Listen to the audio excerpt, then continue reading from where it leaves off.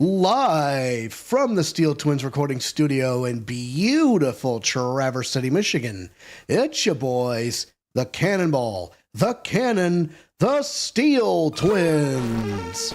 What's going on, everybody? It's Monday night, and that means it's voice acting night. That's right, and we are currently rocking the It's a Lock NFC North Champion Detroit Lions shirts. We are coming off a fresh NFL draft weekend, and what a weekend it was. 775,000 people in attendance for that weekend. Hi, Maddie. Yep. Hi, Maddie. Thanks for joining the chat on Twitch, as always. Yep, and I know that professional football may not be everybody's cup of tea, but we too here truly love it, and it's so amazing that the city of Detroit was able to host an event such as prolific as the NFL draft and shatter NFL attendance records. As you mentioned before, 775,000 people over the entire course of the draft weekend attended. It was truly amazing, a spectacle worthy of the word. Now that we got that out of the way, allow us to please introduce to you, to the left, the multi-talented and very always mysterious Misty Jen. Salutations and greetings, everyone. And accompanying us today is our always talented and cool and suave Keyblade Sonic. Hello, everybody.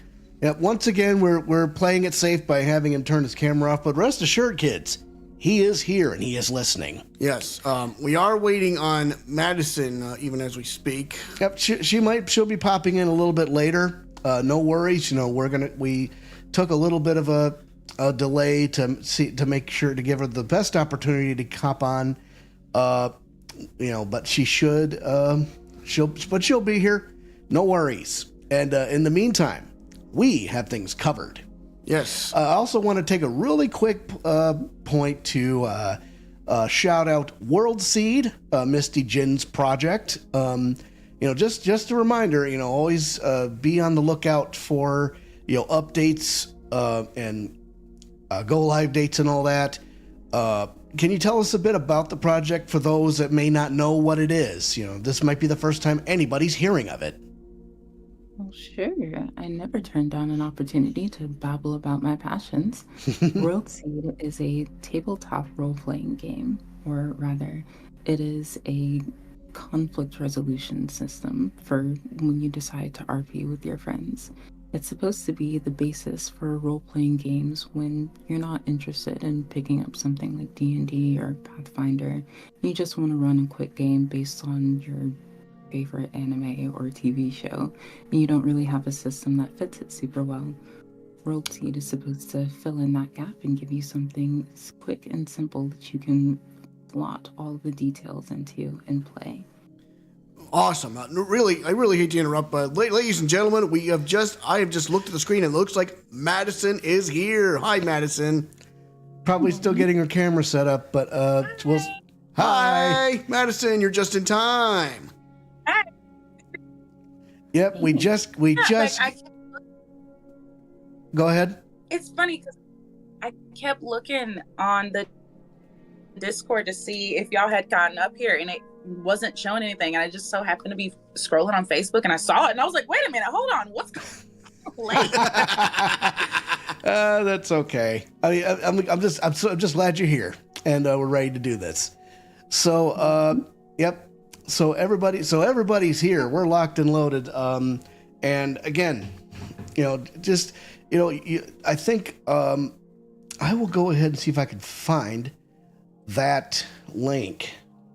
While he's onto that, I want to tell you boys about what happened on the last stream. The last video cut itself off as Apollo Justice was trying to perceive Damian Temla's lie. Apparently, there was like apparently there was a blackmail letter sent by our culprit to saying that you merge Tenma Town with Ninetales Vale or Jinxie dies. And I'm like, what? All right, so there's a blackmail threat going on here. Man, that is scary.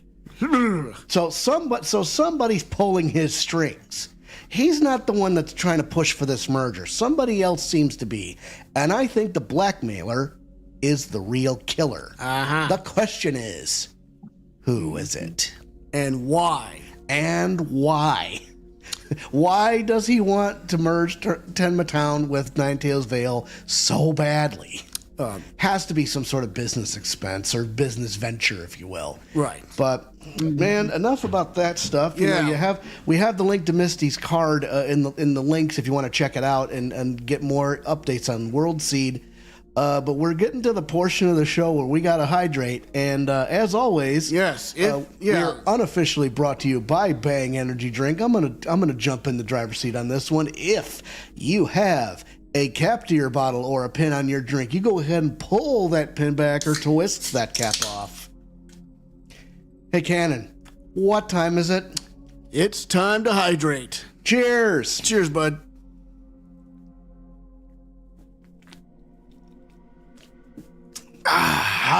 Cheers, Maddie. Of course. Absolutely. What are we waiting for? Let's get the shindig on the road. Yeah, so I like that word, shindig. Yeah, shindig. Yeah, I dig it. Mm-hmm. Yeah. Oh, look at that. Okay, so full screen for Madison. Mm-hmm. Very nice. Yep. You got to see more of you. Oh yeah, absolutely. got to get my good side. You've been phenomenal so far, Madison. Just so you know, I just want to say that. Yeah, absolutely. You know, you've definitely shown a wide range of talent for us. I mean, she is in film after all, so kind of comes with the territory. All right. Without further ado, let's go get it. We are about to enter the first day, the first trial of the monstrous turnabout. Strap in, kids. It's going to be a bumpy ride. Buckle up, boneheads. Okay, so here we go. Places, everyone. Dak Prescott. Yeah, Dak Prescott. Here we go. April 18th, 9:15 a.m. District Court. Defendant Lobby. Number 3.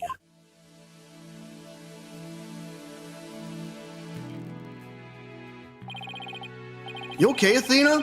You've been really antsy ever since we got here. I'm just excited. This is my first real court. Something skippy about that. Yeah, anyway. Yeah, real ball of excitement she is. Okay, so we'll wait for a minute. I know it. I know just what she needs. Watch your ears, kids. Athena! Eek! Did you ever learn about indoor and outdoor voices? Everyone here is so talented. Yes, Maddie, I agree. I'm just trying to show you the best way to relieve your pre-trial jitters. By scaring the lights out of me? No, I find that shouting "I'm fine" in a loud voice really relieves stress. His cords of steel. Yeah. It's part of my Cords of Steel voice workout, and a must before every trial. You want me to shout here? That's right. Here, I'll go first. Then you try. I'm Apollo Justice, and I'm fine!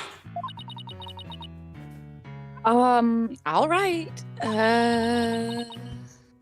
I'm Athena Sykes. And I'm fine.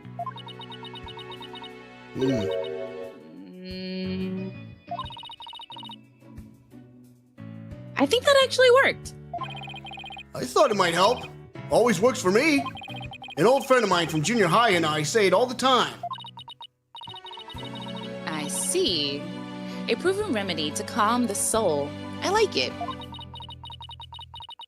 Hey, how about we finish off with a race around the courtroom? The point is to relieve stress, not get totally exhausted. What's with all the racket, you two? Ah, Mr. Wright. Just a little voice workout, excuse me. Hey, what's with the suit? Oh, this? I was thinking about getting my attorney's badge back. That's all. That's all? That's huge news. But why now? I have a feeling I'll be needed in the courtroom again sometime soon. Uh-oh. But we can talk about that another time. No fair. Inquiring minds want to know. That's right. But wow. I'm so used to him in his usual laid-back clothes. Yeah, with the stocking cap and the stubble. That suit makes him look like $1 million. By the way, have you heard about the prosecutor assigned to this case? Yeah, he's serving time, but before that, he was a prosecutor. He also uses psychology. That's right. I've heard the rumors about how he was back before his conviction. Using the power of suggestion, he could make even the most stalwart defendants confess. Psychology in the courtroom. Been hearing a lot about that lately. So, he must be a pretty scary guy, considering he's a prison inmate and all. You have no idea, kids. So they say. They also say he'll cut you down if you talk too much. Ah! I knew he was gonna be bad news. That's probably just hyperbole. At least I hope for your sake. Wait, so is it true or not? Oh, he's just gonna wait? Okay. Yep, he's just hanging on. Let's just say you should be concise and choose your words carefully. If you'd like to keep that head of yours attached to the rest of your body, that is. Yikes! Better tone down my cords of steel, too. So, are you all ready? It might be a good idea to check the court record again before stepping into the ring. Yeah, let's check it out. Brother. So, okay, we have the scroll that depicts Temataro. Soul document showing what Temataro looks like. Seems those who foolishly choose to depict a demon are cursed. Yeah, there's a warding charm here, a Ninetales flower that supposedly brings good luck, a special edition paper showing a picture of Temataro flying through the sky, crime scene diagram, and the foyer diagram, a fox and demon statue with blood on the top of it. Might be more of that too. And a crime photo depicting the alderman stabbed and the mayor drugged. Amazing Ninetales' mask, and then a glossy of the Amazing Ninetales. Jinxie's written statement, her eyewitness account of the demon in the hallway near the crime scene. And of course a TV listing about a pro wrestling match at 3 o'clock. I wonder how important that time distinction is going to be. Probably. Right, Mr. Wright? But I'm fine. I'll be watching from the gallery. Good luck. Thanks. Oh, okay, let's do it. Let's do this. Sorry. The odds of pulling this off are ridiculously low, but that's nothing new. Believe in our client. Seek the truth. That's all we can do. Hang in there, man, Tenma. Here comes justice. All right, and here we go, folks. We are now at April 18th, 9:30 a.m. District Court. Courtroom number 4. Months before the bombing incident. Day 1. Court is now in session. All rise. Court is now in session for the trial of Damien Tenma. Apollo Justice, defense team leader, is ready, Your Honor. I'd know that big, booming voice anywhere. As chipper as ever, eh, Mr. Justice? But who is the young lady next to you? Hang on a second. Okay. It looks like she's froze. Uh-oh.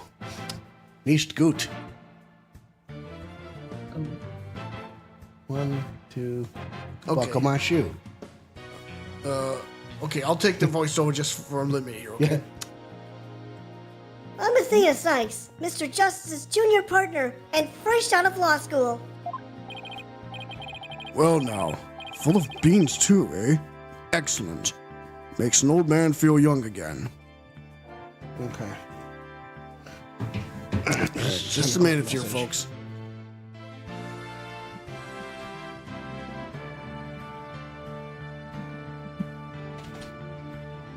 What is this? It's Madison. Oh, fancy, it says.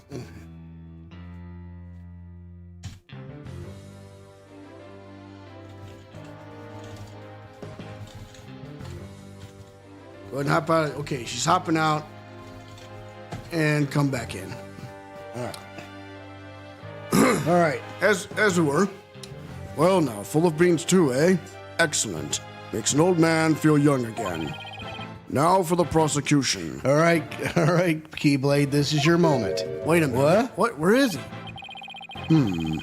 It appears the prosecution is not ready yet. Never fear, for I shall explain. It's just a minor procedural complication, Your Honor. The prosecutor for this case is being escorted from prison as we speak. Prison?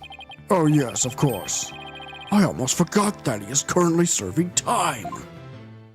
Oh boy. Cutscene time. Yup, Prosecutor Blackwill's an inmate. An inmate? Oh, my Oh God. boy. Look at that sword. Ugh, not for the faint of heart, people. Oh, so much blood. Ugh. 6? Yikes, bro. Sorry, guys. My mom turned off the motor. We're out. Oh, But even a okay. convicted murderer still got a job to do and duties to perform. No problem, Madison. Wherever you are, no worries. I'll take you. from here. We'll tag out.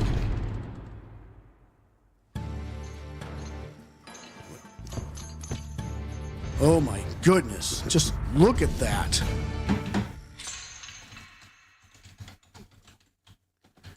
So no worries. We'll handle things. Here. All right. This is you, Keyblade. I would just give like a hearty grunt. Who's that with his back to us over there? That's him. I'm sure of it. Prosecutor Blackwell. Is the prosecution ready?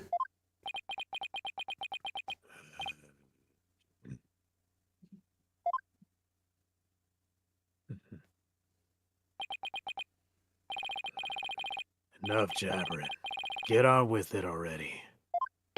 Of course. Forgive me. Ugh. Why are all the people related to this case so scary?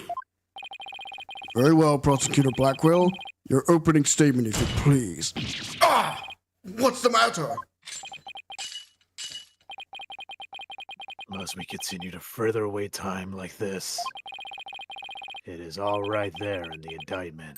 An opening statement would be pointless. I love that voice, by the way. Yeah, it's great. Pointless? Well... Looks like the cat, or in this case the prosecutor, has the judge's tongue. But we need an opening statement as an overview of the case at hand. Well then, Your Baldness, if it's so very important, why don't you do the honors? Who? Me?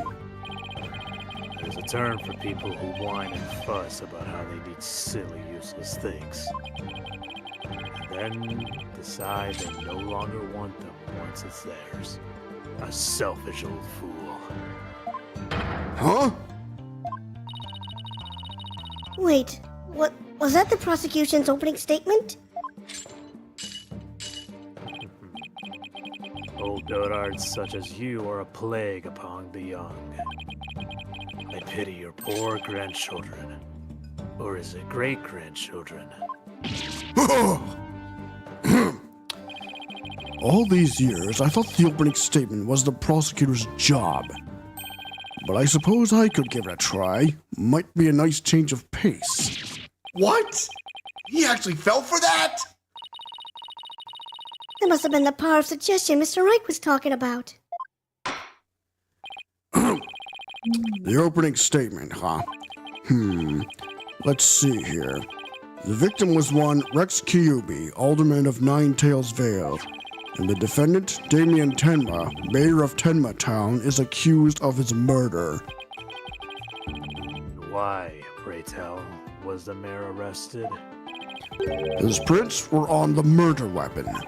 Plus, he had a motive, the elimination of the biggest roadblock to the municipal merger. The caretaker and the secretary other potential suspects both have alibis. And his daughter, who was also in the vicinity at the time of the incident, has no motive.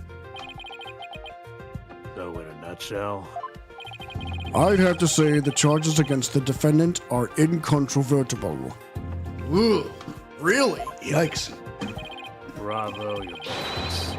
Your years of experience shine bright like your head. Ho ho ho! Flattery will get you everywhere. He's playing Simon Says with the judge. Moving right along now, let's hear from our first witness for today, Detective Fulbright. Witness, please state your name and occupation. I am the detective assigned to this case, Bobby Fulbright. Oh, and I'll also be keeping tabs on old Black Quill here. I also heard you would provide protection if it ever came to that. It would seem that I have been sorely underestimated. Wait, who's protecting who from what? Still, I truly believe anyone can turn their life around, even Black Quill here. Ha! Oh, Bright. Save your platitudes for funerals. Go on with your statements. Ha ha ha! That's the spirit. Justice must be swift and true. I see it in your eyes. There is hope for your rehabilitation and return to society. I will never give up on you. Prosecutor Blackwell doesn't seem to intimidate Detective Fulbright.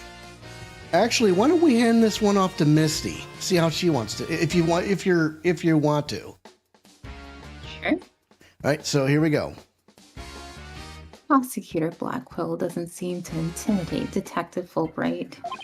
Well, you know what they say, ignorance is bliss. The stream is moving slower for me. Oh. Oh, so that's why Detective Fulbright was assigned to Blackwell. He's so oblivious. Now, let's have your first statement, Detective Fulbright. You got it. But first, I'd like to say to the defense that justice will ultimately prevail. All right. Well, it will, just not in the way you're thinking about it. Time for your witness testimony about the murder. Had a burp coming up. Old Alderman Kyubi was murdered with a spear that had been on the wall. The fingerprints of the defendant, Damien Tenma, were found on the murder weapon. At the time, Alderman Kyubi was asleep from a drug he unwillingly ingested. Mayor Tenma attacked his helpless victim, impaling him like a human shish kebab. But the sudden pain jolted the victim awake, and he grabbed a statue and struck back. Welcome back, Madison, by the way. Communication. Alderman, yep. Alderman Kyubi had been slipped some kind of sleep-inducing drug? That's right. The accused was scared because the alderman was a former pro wrestler. So he slipped him a drug to make sure he'd be out cold and defenseless. Here's the autopsy report to prove it. Kyubi's autopsy report added to the court record. Cause of death, stabbed with a spear. Estimated time of death around 3:20 p.m. The victim had been in a drug-induced slumber. And the victim managed to attack his attacker despite being impaled by a spear? I'm not buying that. No. That sounds almost superhuman. Is it even possible? Well, he was a former pro wrestler after all. That spear was probably nothing more than a mosquito bite to him. Objection! Not so fast! Don't try to brush it all off by saying the alderman had been a pro wrestler. Do you really expect us to believe he could fight back after being skewered by a spear? Never heard of the incredible feats of which man is capable of in a pinch, have you? Like the samurai of yore, wrestlers can battle through intense pain. It sharpens their senses. I used to talk about it with a former wrestler I met in the clink. I don't know. It's Still sounds a little far-fetched. Does it now? Then perhaps we should test the theory on you with the edge of my blade. I didn't sign up for this! And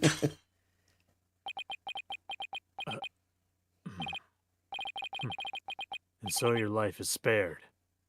For now. He couldn't draw his sword because his hands were cuffed. Right. Please let those shackles be made of titanium. I don't want to die. My investigations are as thorough as they are foolproof, or my name isn't Fulbright. I vow to resign immediately if I ever make a false arrest. The accused prints were on the weapon, and he's the one person without an alibi.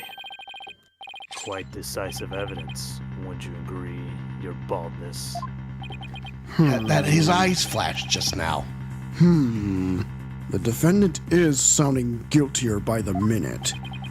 He has the judge leaning toward a guilty verdict, and the trial's just barely begun. What's more, a curious rumor about the accused is making the rounds. They say he seeks the merger for the purpose of freeing Tenma Tower from his imprisonment. Truth be told, I can think of no real reason to show interest in that backwards burg. Perhaps he's a complete nutter and really does seek to release an imaginary demon. Either way, he is raving mad and more than capable of murdering the alderman. That matter is a strange one, all right? I heard he went to a blood drive, but instead of donating, he tried to make a withdrawal. Order! Order! There will be no gossiping in my court. Your baldness, please take a gander at those charms plastered across his cranium. I hear they're meant to keep him safe from possession by the demon Tenma Tower. Then again...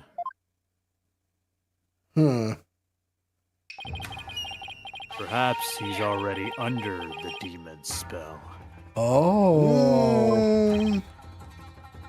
Behold, the lunatic appears poised to lunge at you at any moment. Oh! Hold it! It's okay. The rumor and the quirks of Mayor Tenema have no relevance to this case. Besides, those charms on his head, they're just a fashion statement, I think. Come to think of it, such things don't seem relevant to the case, do they? The prosecution will refrain from dragging our client's reputation through the mud. Oh, what a dreadfully fearsome lass we have here. Phew! Thanks for that lifeline, Athena. Careful, Apollo. He has the judge dancing in the palm of his hand. The power of suggestion is one of the more powerful tools in Simon Blackwell's arsenal. He's trying to manipulate everyone's impressions to suit his objectives. And and I noticed his eyes were glowing right when he suggested it. This guy really is bad news. I really feel like somebody's watching me. In any case, it seems the victim did manage to defend himself despite being impaled. What sort of weapon did he use against his attacker? None other than this statue right here. It appears to be a statue of two strange creatures locked in battle. 2 yokai to be exact. On one side is the nine-tailed fox, and on the other Tenma Taro. Quite interesting if you think about it, is as through this very case were rendered in art. Fox and demon statue updated in the court record. Weapon used to bludgeon the mayor. The mayor's blood was found on it, but no prints could be lifted. Mr. Justice, you may proceed with your cross-examination. All right, here we go. All right, cross-examination time. Let me try to see if I can figure this out. About the murder. Alderman QB was murdered with a spear that had been on the wall. Hold it!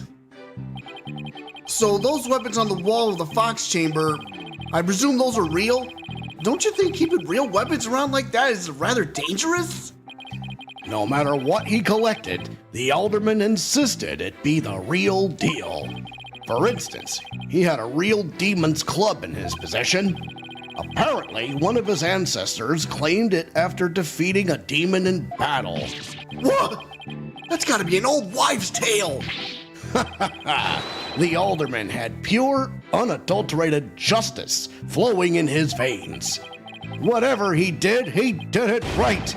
We've lost a real champion of justice in his death.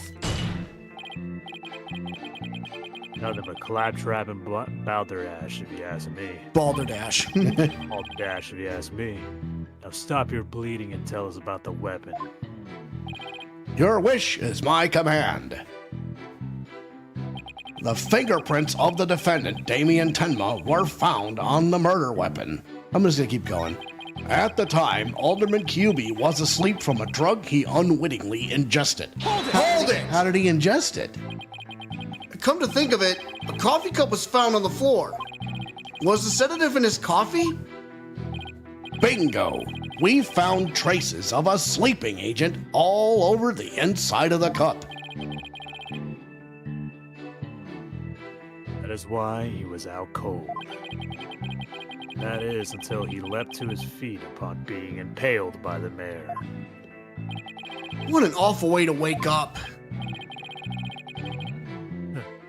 A rather stimulating eye-opener, if you ask me. I too would have risen to the attack. For to die in battle is the samurai way. Paradise awaits fallen heroes, but that hole in his stomach would make eating a challenge. Prosecutor Blackwell, please, those morbid jokes of yours have no place in this court. Says the jester and detectives, guys. Moving right along. Mayor Tenma attacked his helpless victim, impaling him like a human shish kebab. Now... Hold it! So the alderman was drugged because he was really strong? Did you see those rock-hard muscles of his? I'm surprised the spear even managed to pierce that armor-like musculature. I admit, I'm completely jealous of that righteous body of his. Well, he did look pretty buff, even in that suit he had on. Quite a different when compared with a yellow belly like you. Yellow belly? Who even says that anymore? I do. Yeah. Yeah, the color's all wrong, too. Oh, I know. How about the squishy red tomato? I move to strike both of your comments from the record. Mr. Justice's character is not the issue here. Now let's get back to what happened after the far more muscular alderman was impaled. Yes, well, your average person would likely have died on the spot. But the sudden pain jolted the victim awake, and he grabbed a statue and struck back. Now hold on a second. There was no prints on the statue, right? Right. So... Objection! Objection! Did the alderman really strike the mayor? What? Are you questioning my sense of justice? Your so-called justice needs to find itself a pair of legs to stand on. You claim the alderman struck back after the mayor put a spear through him. But the statue he supposedly used to defend himself creates a major hole in your theory. It would appear that the defense has a counter-argument. Very well, let's hear what the defense thinks is odd about the detective statue theory. There are no fingerprints. There are no fingerprints on this supposedly crucial piece of evidence. And if you look at the crime scene photo, you'll notice that the alderman isn't wearing gloves. Yes, I believe he is quite gloveless indeed. If he touched the statue with his bare hands, he should have left some fingerprints. Detective Fulbright, you did didn't take that into account during your investigation, didn't you? Ah, this can't be happening. Did I arrest the wrong man? What did he do that for? Is it possible? You did it, Apollo! You knocked Detective Fulbright off his high horse. Well, it's just 1 point in our favor. Who do you suppose clubbed the mayor if it wasn't the alderman? Well, if it wasn't the alderman, that means someone else must have clubbed the mayor. You mean there was a third party there in the Fox chamber? Could be. Exactly. And this could be the big break we've been looking for. There does seem to be a hole in the prosecution's argument. Prosecutor Blackwell, would you care to respond to the defense's assertion? Pleasure. Least you could do is look at me while being dismissive. Your mind is as dull as the unholed blade, Justice Dono. Justice Dono? He's been watching too many samurai flicks. It will take far more than that to cut down Simon Blackwell. A whelp such as you has no hope against my superior swordsmanship. This is a trial, not a sword fight, Prosecutor Blackwell. There is a perfectly good explanation for the lack of prints on the statue. You might recall that blood-stained cloth found at the scene of the crime. Well, it just so happens that the blood was the mayor's. Well, hang on a second. So, what are you getting at? Own your mind, boy. Why was there blood on that cloth? Solve that riddle, and you shall see that the hole you thought you found is but an illusion. Now let's see. How was that cloth used? Was it used? Now, okay. Maybe used To either to wipe up blood or to wrap the statue. That's what he's confirmed. That's what he's. I'm thinking it's to wrap the statue. Maybe the alderman wrapped the statue in the cloth. In short, he wasn't touching the statue directly when he used it to strike back at the mayor. Ah! Precisely. Only for you, boy. It was nothing. Oh, he's tricking him. Hang on. Okay. Standing by. Meanwhile. Back at the ranch. Apollo! Don't let him start manipulating you too. You just closed the hole for the prosecution. Yeah, that's that right. Mm-hmm. I did? I did! Right. That a statue wrapped in cloth would leave no fingerprints is as plain as day. But this also proves there are no holes in our theory of the alderman striking back. Oops. Fox and Demon statue updated in the court record. Wrapped in a large cloth. Now, do you see how dull your mind is? I'll make sure to sharpen it next time. A particularly frightened inmate once told me that. He always tenderly honed his blades before he went to work, like the samurai of yore. Samurai? Samurai? Sounds more like a homicidal maniac to me. That's probably who he's keeping company with.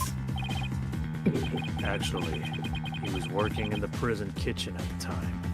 Oh. Wait, so the inmate was a murdering samurai prison chef? there are animes that are less complex than that. And I've seen One Punch Man. It would seem that the victim and his killer were the only ones there after all. I was kind of attached to that hole. Now what? Apollo, I just thought of something. If they didn't find anyone's fingerprints on the statue, Who's to say someone other than the alderman didn't hit the mayor with it? Why didn't I think of that? Anybody could have not left prints on it.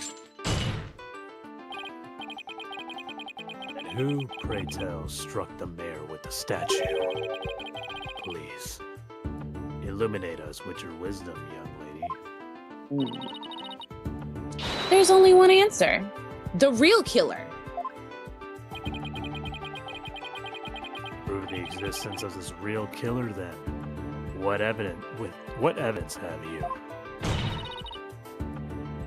Oh, I'll give you evidence, all right. Athena, are you sure about this? To borrow your words, Apollo, I'm fine. Take a look at this. Black feathers and tracks, allegedly from the Yokai, were found at the scene. I believe they're from the third party who struck the mayor with the statue. I think I know who that may be. Is the defense actually suggesting some sort of monster killed that alderman? That's exactly what I'm suggesting. Objection! Objection! No, Athena! You just lost what little credibility we had left!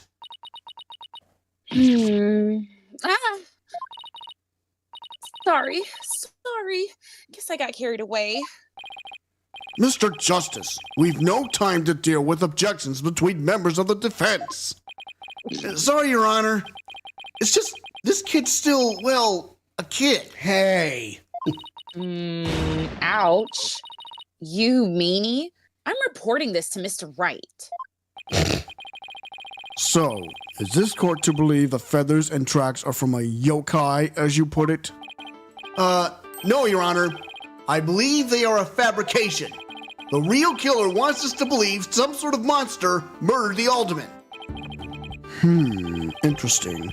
And why do you suppose the killer would do that? Why indeed? Mr. Justice, you seem as new to this as your partner is. Ouch! This I'm not reporting to Mr. Wright. Boy, Fulbright, explain to his baldness what these brats are missing. You know, the who and why behind those feathers and tracks. What? You mean you can explain all that? Duh, dummy. Our investigative prowess is without equal. I'm starting to think I chose the wrong profession. You sure did, kid. Very well. Let's hear about the so-called yokai feathers and tracks. Love that, by the way, Sonic. It's great. Chat, how's the stream going? Is it skipping or is it smooth as butter? I think Tell it's smooth us. as butter so far. We haven't had any alerts. Nope, nothing. This entire case centers on one man's attempt to crush opposition to the municipal merger. Mayor Tenma panicked when the amazing Ninetails helped embolden the protesters. So he stoked the villagers' fears by fabricating a monster. The strange feathers and tracks he planted made it look like a yokai was the killer. Okay. Those feathers and tracks stoked the village's fears? Absolutely. He knew exactly how to prey on their superstitious minds. Those feathers only gave way to the idea that the alderman was slayed by a demon. The accursed demon Temna Taro, that is. Tenma who? Oh, jeez. Tenma Taro, the legendary demon locked away in the village's forbidden chamber. He seems visibly flustered. From a young age, the villagers were taught to fear a great black-feathered demon. And thus, they were blinded to other, more plausible explanations. Hold it! Hold it! Hold on for a second. Before we start letting our imaginations run wild, isn't there someone else that could be considered a suspect? Mr. Justice, please explain yourself. On the day of the incident, there was a special event held at QB Manor. And as part of this event, there was someone dressed in the likeness of Tenmataro. Obviously, this person is a much more likely suspect than any legendary demon. Objection! Objection. Dullard, you're playing right into the killer's mind games. What? Listen here. The feathers and tracks were merely red herrings. The villagers believe the murder to be the work of the Rio Tenmataro. However, the police believe that the person in the Tenmataro suit is the killer. Ah! The defendant sought to sow this confusion in order to deflect blame away from himself. However, he was knocked unconscious by the alderman. And thus our mentally deficient mayor was caught red-handed at the scene of the crime. Objection! Objection! Do you honestly believe Mayor Tenma would do something so stupid? Objection! Objection! The evidence speaks for itself, Fulbright. Right.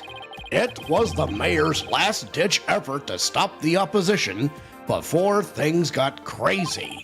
The amazing Ninetales was fueling both the yokai craze and the anti-merger movement.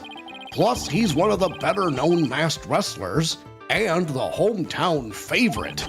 That's why the mayor panicked and set out on the path of injustice. But do the people of Ninetales Vale really believe a yokai is behind the crime? Yokai sightings are an everyday event there, so I wouldn't be surprised if they did.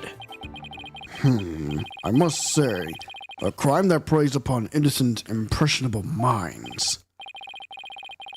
Just so, a particularly silver-tongued inmate just once had the following words for me. The innocent of heart are the easiest prey. You don't say! Was this inmate a con artist? No. He was framed for the murder of his beloved. I actually feel sorry for the poor chap. Wait, so he wasn't the predator, but rather the prey? Oh, this could be another manipulating tactic by Black Quill here. Yes, well, now then, the defense may proceed with their cross-examination. You heard the man. Cross-examination time. We might need to get some more info on some of these statements. Feathers and tracks. This entire case centers on one man's attempt to crush opposition to the municipal merger. Hold it! Detective Fulbright, is the anti-merger movement really that strong? You got something, Madison? No. You're just saying hold it. Awesome. Okay. Oh, absolutely. They parade around in yokai costumes shouting "Down with Mayor Tenma." And just the other day, they stormed Tenma City Hall, claiming it was a den of vipers. But when the accused showed his face, the angry mob scattered like leaves upon an autumn wind. You see, lowly yokai are no match for Tenmataro, the dark lord of their kind. Wait, are the villagers scared of Mayor Tenema or Tenemataro? I'm confused. I think he means Mayor Tenma. It's easy to get the wrong impression about the guy. Detective Fulbright, why do you suppose the defendant would commit such an act? Mayor Tenma panicked when the amazing Ninetales helped embolden the protesters. Hold it! The amazing Ninetales, no one knows his true identity, right? That's right. And he was a lone wolf, or in other words, he didn't belong to a wrestling federation. He appeared like a shooting star, defeating one Tenma Town wrestler after another. And before anyone knew it, he was champion. Like the samurai of yore, surrounded thick with enemies. We cut them down one by one. It's okay. Yep. It was a complete and utter loss of face to Tenma Town Pro Wrestling. Hold on. Keyblade, you may want to, if you're talking so softly, you may want to move your mouth. Yeah, closer to move a your little mic. bit closer to your microphone. That way, other totally. people. Awesome. Yeah. He was amazing. If ever there was a real superhero, it would be him. I dream of becoming a true champion of justice like him someday. I bet Detective Fulbright would be a great pro wrestler. I agree. He could even team up with the prosecutor Blackwell. Mm. No. That doesn't work for me, brother. I love it. A police detective and a prisoner in chains? I think people would actually pay to see that. I know I would. Me too. So you do understand the greatness that is the amazing Nine Tails. That's awesome. So he stoked the villagers' fears by fabricating a monster. Hold it! Did the murder and yokai evidence really stoke the village's fears? Absolutely. It had an immediate effect. The presumed return of the dreaded Tenmataro has them shaking in their boots. Oh my! Is it really that bad? That superstitious lot is as if Jack the Ripper had been set loose in their village. The mere thought of that demon lurking about is enough to spark a mass exodus. I see. It is a very persuasive argument. The mere thought of his honor buying into Simon the Psycho Slasher's words makes me want to spark my own exodus out of the courtroom right about now. So you see, there can be only one reason why anyone would plant those feathers and tracks. The strange feathers and tracks he planted made it look like a yokai was the killer. I'd say present something. I say present that photo because there may be more. Now, which photo though? Is the scroll or the special edition photo? Nah, I'd say the that crime scene photo. Okay, so it's either not the diagram, the photo itself. Oh, that. Okay, photo. let's take a look here. Yeah. I mean, It doesn't even right. look like the yokai was the killer. It's a connection. There's got to be a connection there. Objection! Objection! The evidence is at complete odds with the witness's testimony. Oops. Your baldness, Who, me? what do you make of this objection of his? Oh, I don't know if I should, well... I have no patience for vagaries. Now answer my question. yes, sir. The defense's objection was clearly misguided. Bravo. Nicely done. Who's controlling the courtroom? Yeah, exactly. Who's controlling who here? It seems our misguided attorney has earned himself a penalty. Ugh. I better look before I leap next time. Okay, what does story mode say? Yep, the strange feathers and tracks he planted made it look like a yokai was the killer. Hold it! Oh, I knew it. But it doesn't add up. If what you say is true, why top it off with murder? What do you mean? You claim that our client planted the yokai evidence to stoke the villagers' fears. If so, then why not stop there? Why murder Alderman Kyubi? Excellent point. It is, isn't it? So your honor agrees there was no reason for the murder, correct? Objection! Objection. Perhaps the killing was on the spur of the moment. You're saying it wasn't premeditated? From the outset, I had no intention of paying heed to any of your babble. However, the fact is, the mayor made a startling discovery. A startling discovery? Why don't I like the sound of that? Alderman Kyubi's secret identity. Apollo. I think Prosecutor Blackwell has figured out the alderman's secret identity. But even if he has, why would it be a motive for the mayor to commit murder? This is not good. This patch of fur was discovered at the crime scene. It's from the mask worn by the amazing Ninetails. Therefore, we can conclude that this mask was at the crime scene. Oh. Oh my.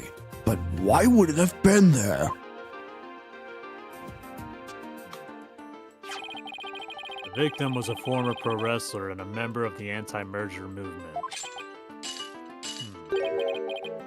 Need I say more? Well, could it really be? Your baldness has had an epiphany, I see. Our victim, Rex Acubi, was the amazing Ninetales. And the mayor's discovery of this fact was the motive for his murder. No! Impossible! I Oh don't my believe God! this. What? No! I believe that. Yeah, like I don't know. Order! Order! What a shocking development. A motive clearer than crystal clear. What do we do now, Apollo? I didn't think they'd tie the alderman's secret identity to the mayor's motive for murder. As we reach my real point, why did the alderman have a forge a secret identity? Does it not pique your interest, your baldness? I admit it does. It is odd that he had to create this other persona, just to secretly participate in the anti-merger movement. Just disrespectful. Very Yeah. astute of you, your baldness. Right. Now take a look at this.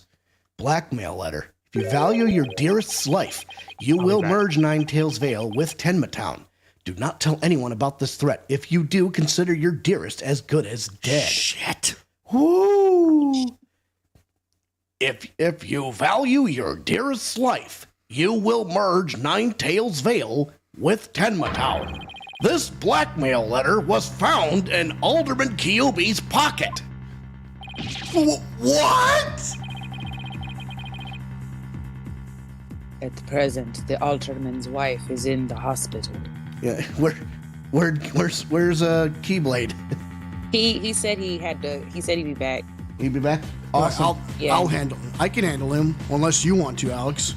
I think there's a yeah.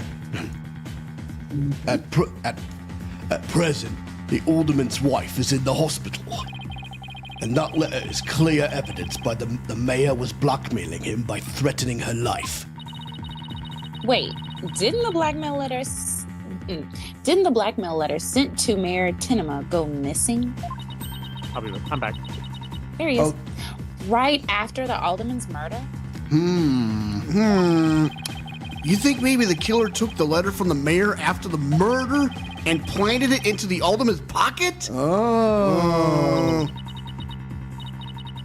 It's possible, but we don't have any proof that that's what happened. Talk about being up the creek without a paddle. Blackmail letter added to the court A record. threatening letter discovered in one of Alderman Kyubi's pockets. Mayor Tenma would have made a clean getaway if he just left after planning the yokai things. But he was knocked out cold by his sudden decision to kill the amazing Ninetales. So it was the amazing Ninetales counterattack that brought the entire crime to light. Wait a sec. Fulbright's claiming that the mayor killed the alderman after planting the yokai evidence. And that the mayor was knocked out cold immediately after that? Detective Fulbright, please add your previous statement to your testimony. Now we're getting to the meat and bones of the matter. Yes, sir. Mayor Tenma killed the sleeping alderman after planting the feathers and the tracks. Well, if you take a look at the crime scene, Mayor Tenma's passed out. Yeah. How could he have done it? Objection! Detective Fulbright, your sense of justice is anything but fair. What's this? You dare question my justice again? Yes, and I'm going to prove it to you. Take a look at this photo. This is the crime scene photo. And just what does this prove? It proves when the feathers and tracks were planted. But I already told you they were planted before the murder. The defendant planted the yokai evidence, then was knocked out while killing his victim. But that would be impossible. If you look right here, it's clear when the feathers and tracks were left at the scene. Okay. Take that! Sure. Aren't you just pointing to the yokai feathers and tracks, Mr. Justice? Yeah, so what's your point? Yes. See how the feathers are on top of the blood and the tracks were made in blood? In other words, the yokai evidence could have only resulted after the murder. Oh. Then the mayor must have planted the evidence after killing the alderman. But you said it yourself. The mayor had been knocked unconscious thereafter. Ding dong. There would have been no time for him to plant any evidence at all. Therefore, there must have been someone else besides the mayor and the alderman at the crime scene. There must be some mistake. What is going on here now? Man, this is Oh my crazy. God, I can't believe this. Order! Order! Order! Well, where's your evidence? You can't possibly have any, can you? Can you? Evidence? Oh, I have evidence. In fact, I have an eyewitness's testimony for you. You do? But how? Was my vaunted sense of justice really just half-baked? He's taking this really hard. Mr. Justice, what is this testimony regarding a third party that you claim to have? I have it right here, Your Honor. It's the sworn testimony of Mr. Tenma's daughter. The witness, Jinxie Tenma, saw a yokai in the hallway after stumbling upon the scene. It was the demon Tenma Taro. He's the source of those feathers and tracks.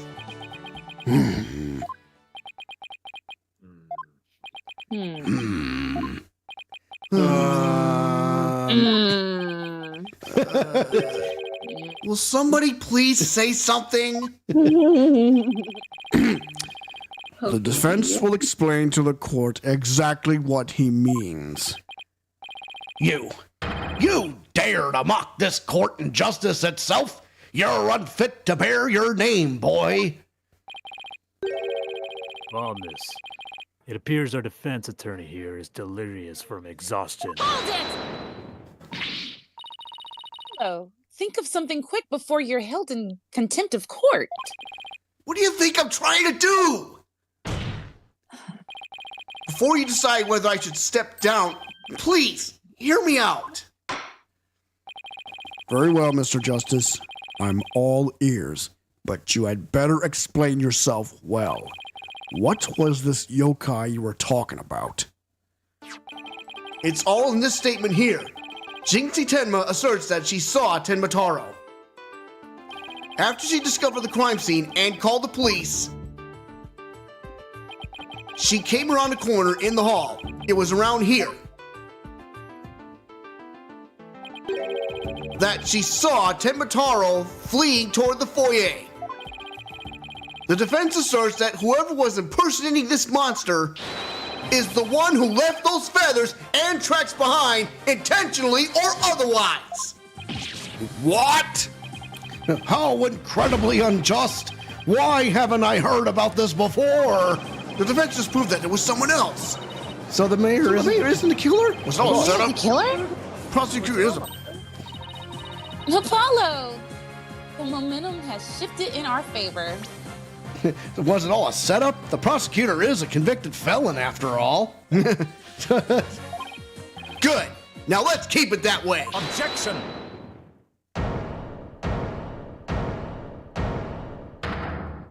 Prize. Little do you realize that though you are in the midst of a fray, your sword is broken. My sword? I didn't know I had one to break. Are you implying there's a problem with my claim? Consider this. That yokai impersonator had indeed fled toward the foyer.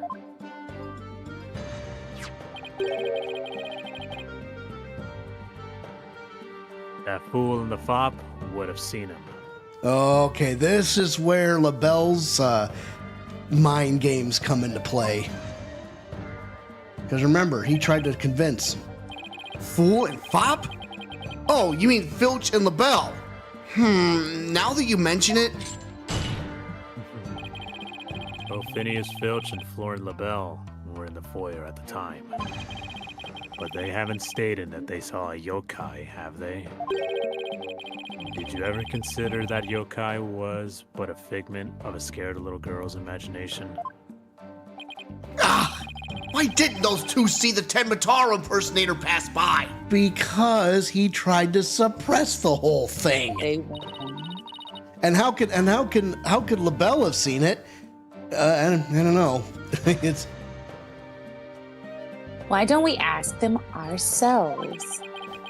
I was just about to say that myself. No, really, I was. The defense would like to call Mr. Phineas Filch, caretaker of QB Manor, to the stand. I just know he must have seen something. I suppose we can't ignore the fact that the little girl believes she saw a monster. I trust you have no objections to Mr. Justice's request, Prosecutor Blackwell. I understand that Mr. Filch is enjoying a nap out in the lobby. I knew that Tanuki was a rare find. But when we captured him, I didn't think he'd end up a witness. Do with him as you will. Did he just say captured? No, wait. I don't want to know. Very well then. Bailiff, please go wake Mr. Filch and escort him to the witness stand. this is gonna be fun. Will the witness state his name and occupation, please? The name's Filch. Phineas Filch, caretaker of Cayubi Manor. Oh, and this is for you, your lordship. Just a little something I thought you might like. Oh my! What a fabulous pair of shoes! And your honor will do just fine, Mr. Filch. It's those shoes again. Don't they belong to Detective Fulbright? Don't tell me Filch stole them again. They're all yours, your honorship, sir. What? But they seem awfully expensive. Yep, too expensive for me, but I reckon they'd be perfect for someone like your honorship. It's a kind gesture, but legal ethics dictate I can't accept such gifts. Aw, ethics schmethics. Just take 'em if you want 'em. Polished 'em up real nice for you, too. It'd be really cool if you took 'em. I'm sorry about the shoes, Mr. Filch, but I will accept your testimony. The court would like to hear whether you saw Tenmataro in the foyer after the murder. All right, spill the beans, wise guy. Witness testimony. Guard in the foyer. At the time of the murder, I was on guard duty in the foyer, just like Mr. QB asked. I was making sure no one, fair, foul, fishy, or otherwise, could get to our guest. I was still in my office keeping a good watch when the murder happened after 3 p.m. Oh, really? I don't think so. But I didn't see nothing out of the ordinary, no sirree. We'll see about that. We'll see about that. That yokai you keep jabbering on about was but a phantom of a little girl's dreams. So, you're telling this court you never saw anyone dressed up like Tenmataro? Yep, was guarding the whole time. That's the truth, the holy truth, nut nutter butter to the truth. And Tenmataro? Bah! You don't really believe all that yokai mumbo jumbo, do you? I certainly don't. Uh-oh. My bracelet. It's...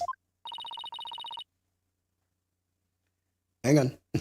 Well, something's the matter, Apollo. My bracelet keeps squeezing my arm. Okay, I don't see any extra things. And okay, huh. Really? So you think Mr. Lynch has been lying to us? Filch. I wouldn't. Let's do that. I wouldn't rule it out. He does kind of look like the Tanuki suit from the Mario games. Now, if I could just zero in on a tell, some sort of nervous habit. Kind of like that scarf pulling over his neck.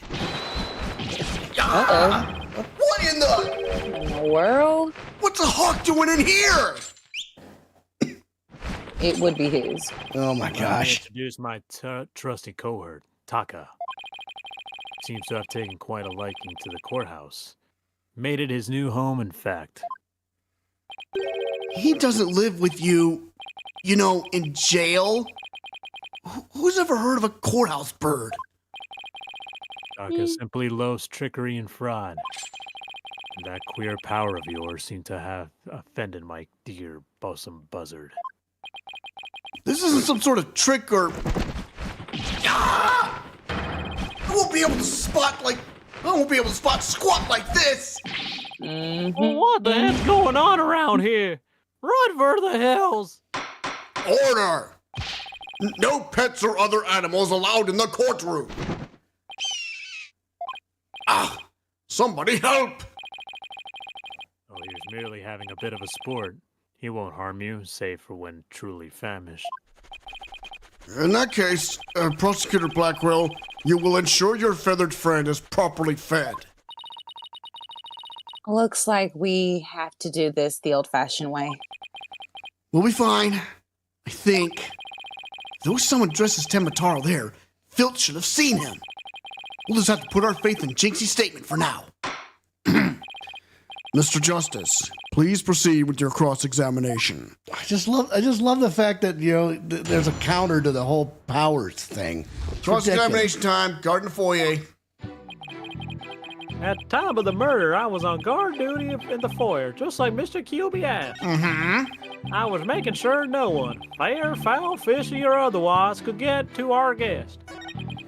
I was still in my office keeping a good watch when the murder happened after 3 p.m. Hold on a minute there. I want to present something here, but do you think we should grill him first? No, I say present it. I know exactly what to present. Now, there was a pro wrestling match on at 3 o'clock, and he was watching that. He circled that, so... Objection!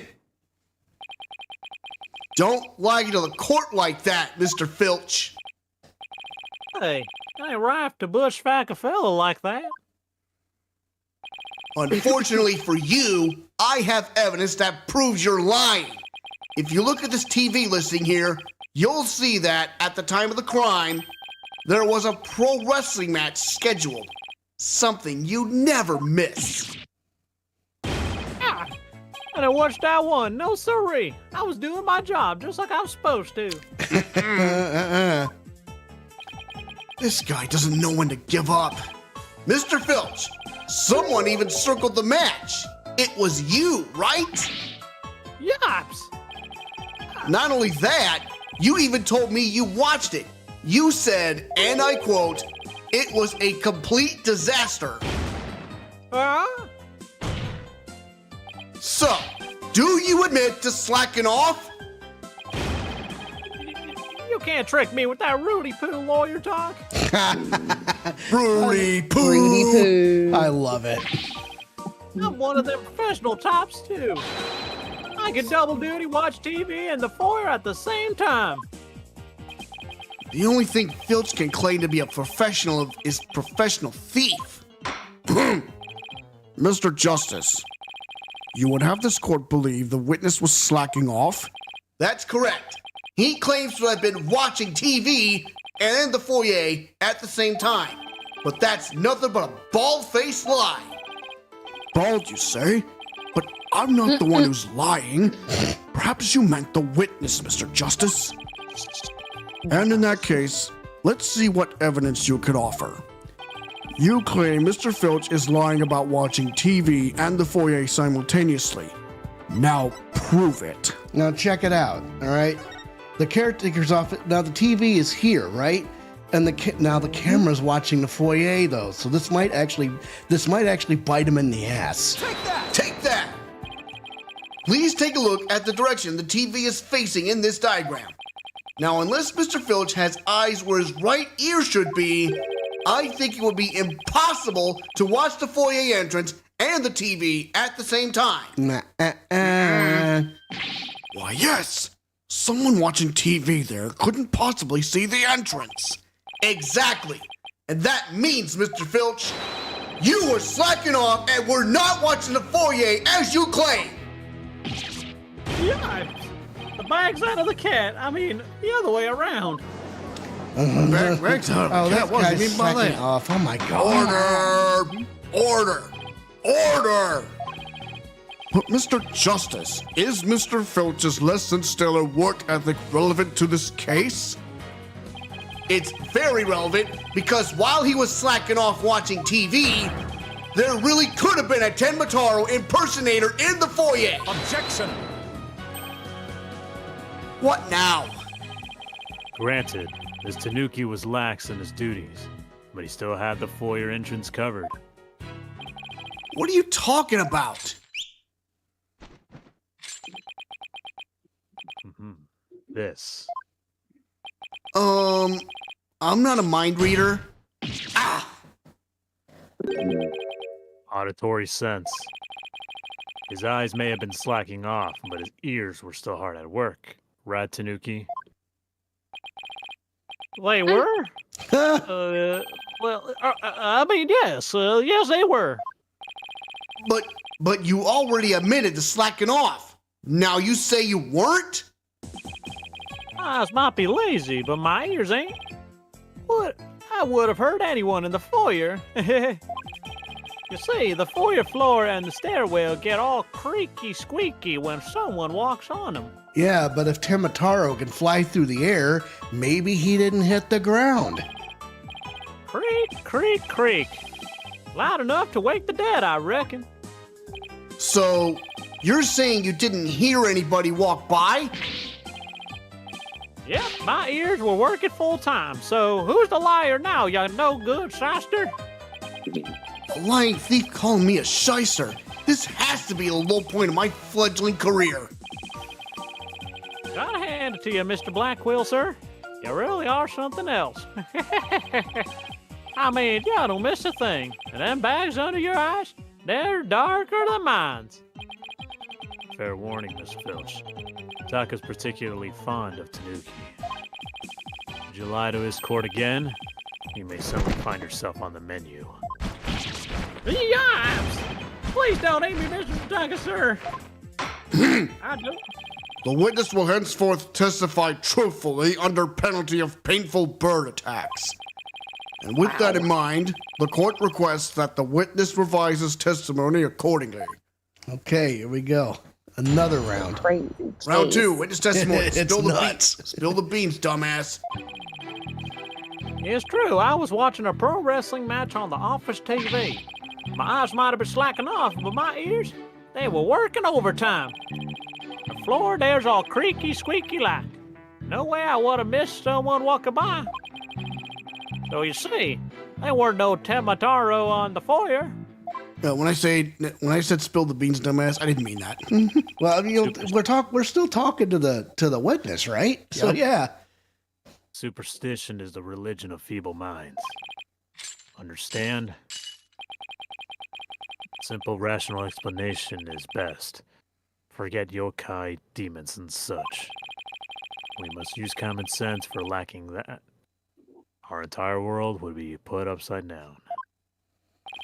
Says the convict prosecutor is totally a sign of the end times for the legal world. And besides, if there weren't any yokai roaming about, I'd not been selling to the zoo. Whatever. I wonder whether Jinxie was just seeing things. That seems to be the general consensus, but I'm sticking to my guns. But if we can't prove she saw Tenmataro, the mayor's sure to be convicted. Then we better hope my guns fire bullets, not BBs. The defense may cross-examine the witness. Okay, so I think the point in his statement might be his ears either working overtime. That camera's got to be in something. I feel like this got It's something to do with the true. floor. Yeah. I was watching a pro wrestling match on the office TV. My ears might have been slacking off, but my ears, they've been working overtime. The floor there's all creaky squeaky like. No way I would have missed someone walking by. Hold it! Hold it! So, you have pretty good ears, Mr. Filch. As good as they come, I say. Ain't nothing to hear a creaky floor. Plus, that Tim Notaro makes a sound when he goes by, like a jingle jangle. Yes. There we go. indeed. Jingle jangle? How does he do that? Jingle bells, Batman smells. It's the staff of his. That's what jingle jangles are. What's he talking about, Apollo? Now, Jinxie said she heard something similar. Beats me, but I guess Tim Mataro has a staff that makes noise. Come to think of it, didn't Jinxie mention something like that too? Oh, she said she saw Tim Mataro holding a staff-like object that made a jangling sound. I guess that's the source of the noise then. Well, Mr. Justice, Mr. Filch says Tim Mataro jingle jangles. Would you consider that vital information? Very important. Damn right, son. Extremely vital. I request that it be added to his testimony. If Ted Mataro was to pass by, his staff would have gone jingle jangle. So then we're going to present something. Objection! Oh, Objection! But he doesn't carry a staff. Ten Mataro's staff would make a jangly sound, you say? Well, I'm gonna say that your story doesn't add up. Is there something the defense would like to share with the court? I'm going to skip out, but it looks like I don't have any lines anyway, so tag in if you need to, Andrew. Right, I definitely will. Continue.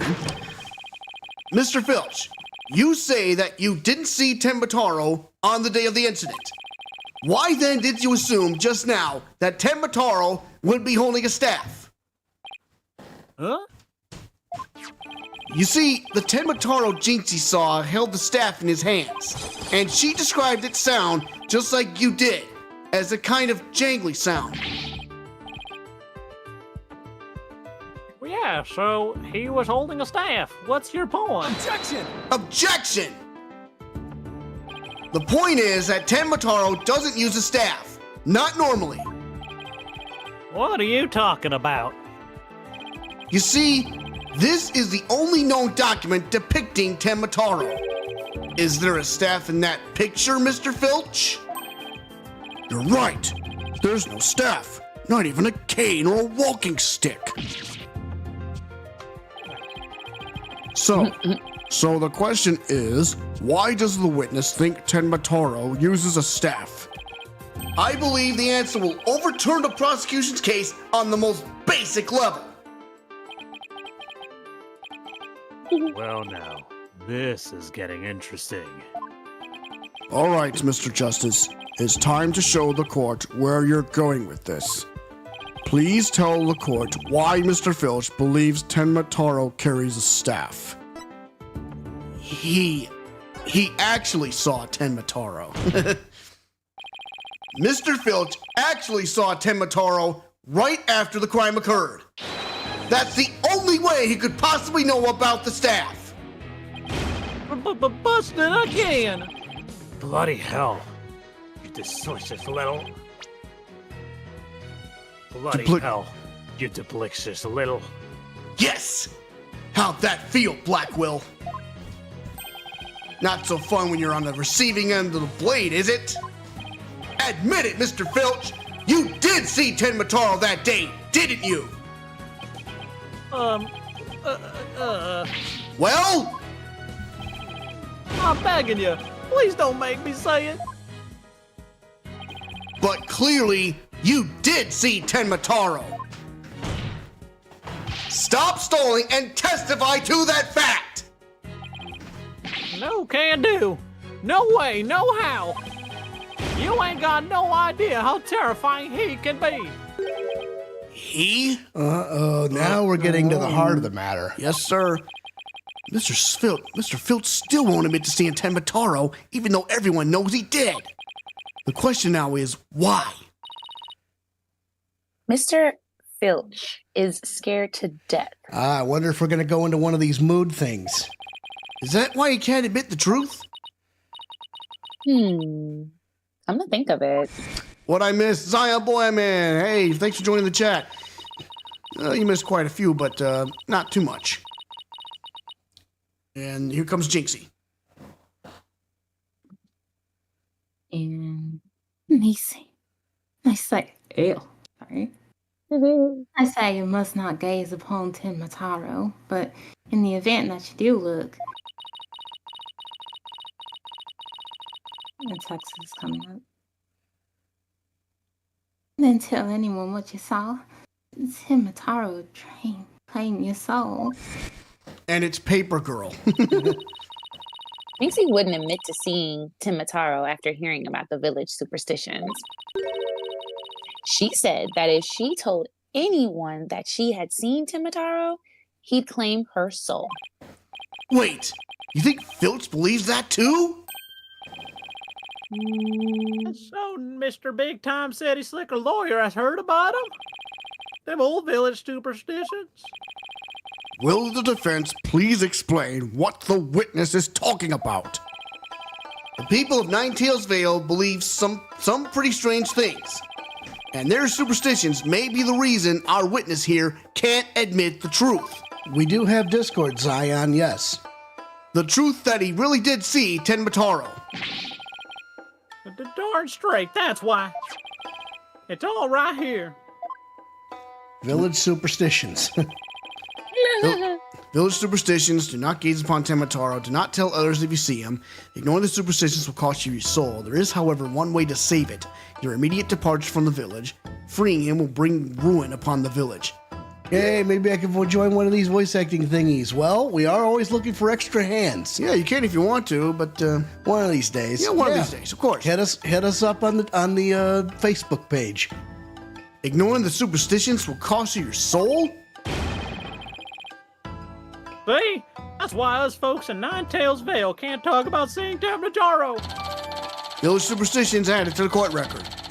Superstitions that have been handed down to generation in Nine Tails Vale. That clears up one mystery. The killer took advantage of the superstitions by wearing a Tembataro costume. They knew that way no one could talk about him, so it was as if he never existed. The defense holds that this Tembataro impersonator is the true killer. What? Yeah, we don't even know who he is. What are you talking about? Know what's going on. Superstitions, you say? What kind of a fool would actually believe such rubbish? And with that, but using some silly fairy tale could be so easily exposed to corporate. I'm sorry, I forgot he was supposed to be British. That's okay. You need to come up with a more rational, common sense explanation than that. Objection! Objection! Your common sense seems awfully narrow-minded to me, Prosecutor Blackwell. Objection! Objection. Try living in my world of narrow cells, moral danger, and dark, sleepless nights. There is no lack of superstitions in the clink, but few are those who truly believe in them. Objection! Objection! Your face is rubbish, Blackwell. Well, the village superstitions are real enough to the people of Nine Tails Vale. A life or death superstition might make even you a believer.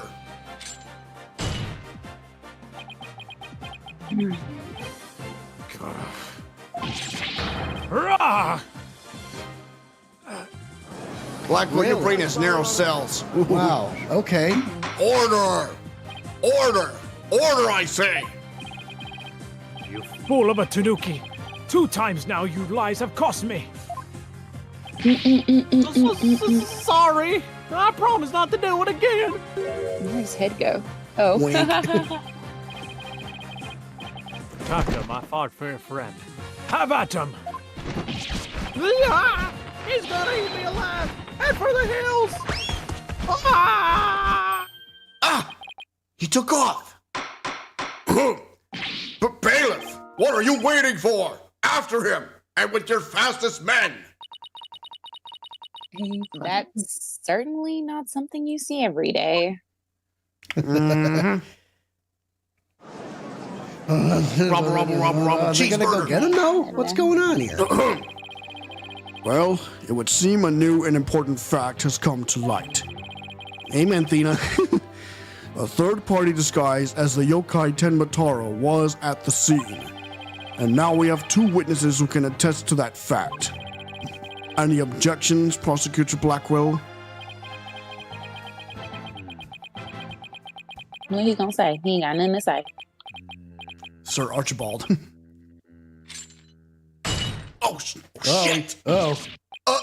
Oh. Huh? Ah! His shackles!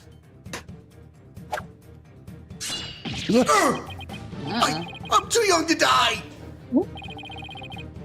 Justice Dono, long has it been since I've been forced to draw my blade.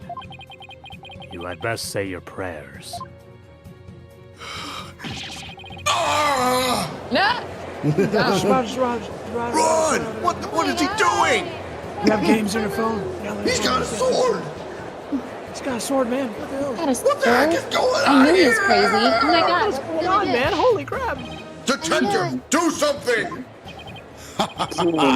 Have no fear. Fulbright is here. Is Widow Blackwell angry? When the going gets tough, the champion of justice gets going. Objection! Objection! Then get going already before he kills us!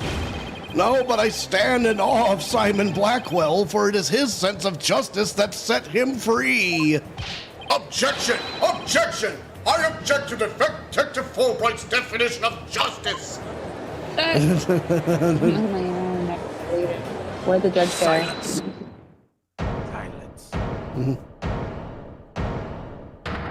He's more blindsided than Gumshoe. I'm not in the habit of cutting down unarmed cowards. Oh, well, in that case, Prosecutor Blackwell, can I ask you to, I think the judge forgot he's in charge here. So Justidomo's assertion is this. Tenmataro is the real killer, not Mayor Temna. According to him, there was a yokai at the scene of the crime. Right. And that yokai, or rather, whoever was impersonating him, killed Alderman Cube. Silence! Silence. Ah! Wait.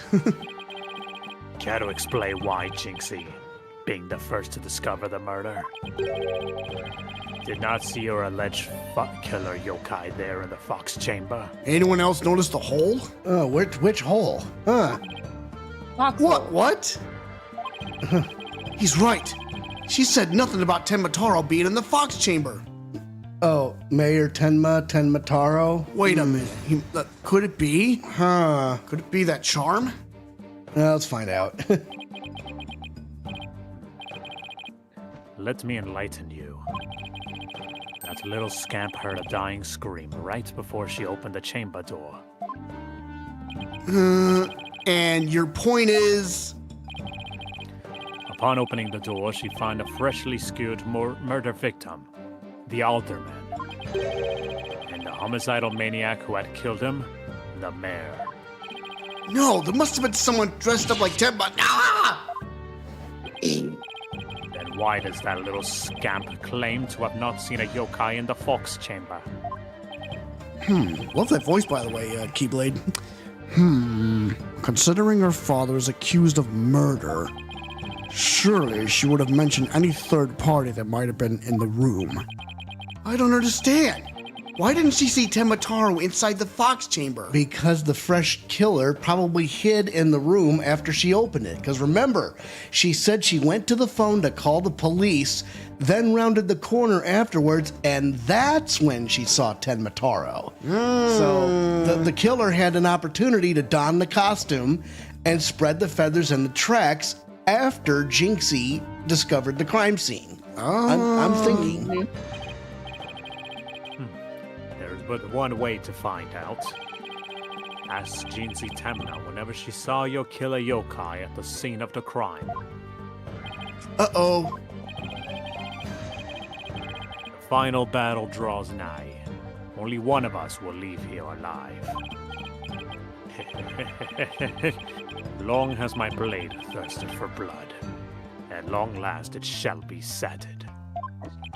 Wait, this is still a trial, right? Show me what you're truly capable of, Justice Dono. Wait a minute. Very well then. Both parties no doubt need some time to regroup. So the court will take a 10-minute recess in order to... Ah! 3 minutes. I'm sorry, but a 3-minute recess? Just so. Plenty of time if your destination of intent is the loo. The loo? You mean the bathroom? Sheesh. At least include enough time to wash our hands. See that you take no more than 3 minutes. All latecomers will be punished. Yes, sir. I hereby declare a 3-minute recess before the battle begins. Oh, I got this. I declare Prosecutor Blackwell the winner of this round of Simon Says. Doesn't bode well for us that the prosecutor is running a show, does it? Oh boy. April 18th, 10:40 a.m. District Court. Defendant Lobby, number 3. Okay, Madison's back. Yay. He busted out of his shackles. Yeah, what was that all about? Guess they don't make shackles like they used to. Better be careful, Apollo. We've really brought out the samurai in him. Blackwell, you self-entitled bastard. Yeah. Especially after you proved there was a Tenemantaro impersonator in the Manor. What's with that guy and the whole samurai act anyway? Such fine swordsmanship. That is no mere act. Mr. Justice, it's high time I challenge this jailhouse prosecutor to a duel. No, wait! Let's save the dueling until after we prove your innocence. I suppose it could wait till later. Does anyone remember we're conducting a trial here?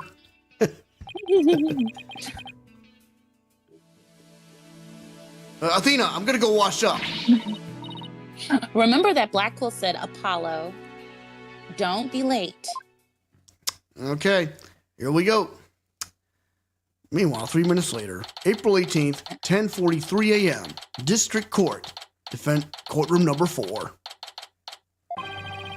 Now then, I believe our next witness is Ms. Jinxie Tenma, a maid at Kyubi Manor. You gonna go?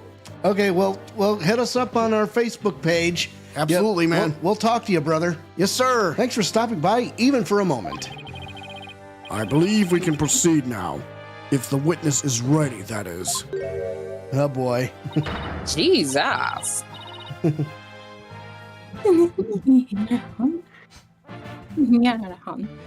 Leader of the 100 Daemons. It does exist. Wow. This is one well-polished tray. One moment, please. The text is coming up slow. Yep. Oh, okay. So we'll be steady here. The witness will show her face while in court, or her testimony will be inadmissible. Oh. What is it, my child? Leader of the 100 Daemons. You think I'm a yokai? Well, I was once known as a judicial monster of sorts. Don't poke the bear, Judge. Jeez. The beast of the bar, the demon of due process, if you will.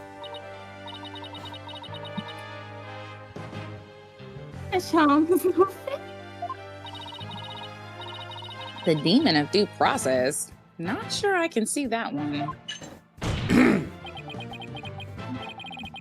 Now, you little scamp.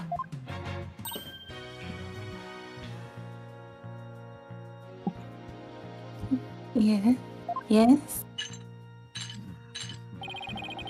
I trust you know why you're here.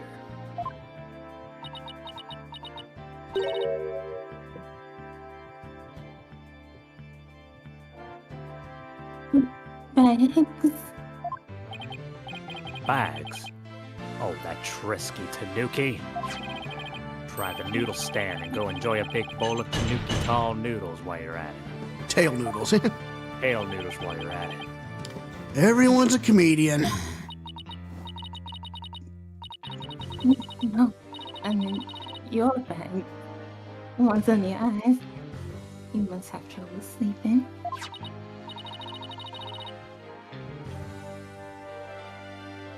Waiting for the text. Here, this charm will keep Azukirai away. Nice. Zukirai, the yokai that washes Azuki veins. The only thing needing washing will be your father's neck before I take his head clean off.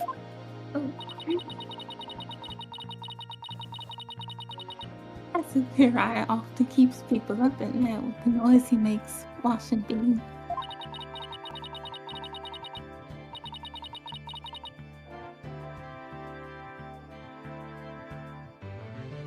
But if you stick this charm on, but if you stick this charm on your forehead, you won't hear him anymore. Is that so? Well, thank you. Looks like Prosecutor Blackwell got more than he bargained for. They're bad enough alone, but together, those two are just plain creepy. Your testimony, if you please, Miss Tenma. Specifically, whether or not you saw Tenma Taro when you discovered the crime scene. All right, talk to us, Jinxie. Witness testimony. What Jinxie saw.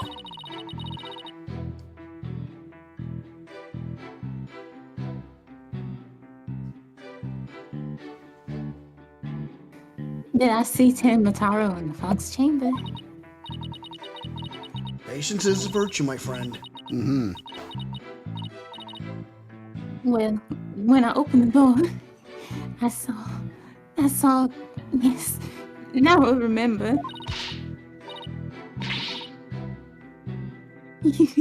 Yokai, right there in that room. Really? So she's testifying that she did see a yokai.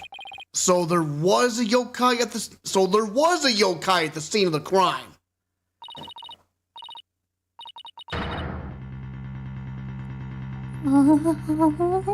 Lots and lots of them. Oh, she's talking about the statues in the room. There might be a therapy session coming in. Wait, more than one yokai? Therapy session? What are you talking about? I guess we'll find out. Did Tenma Taro... I don't know. I just don't know.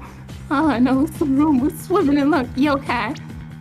Wait, more than one yokai? Did Tenma Taro happen to be among them?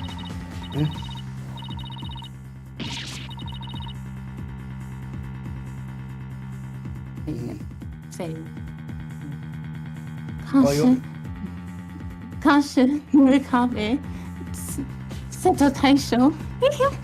They were all there. Well, this is an unexpected turn of events.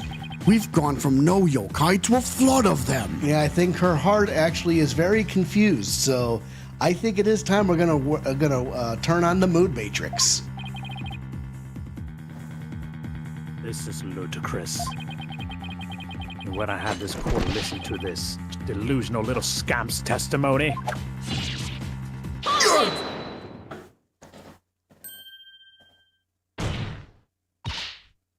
Your Honor, I believe her memory is simply clouded by fear.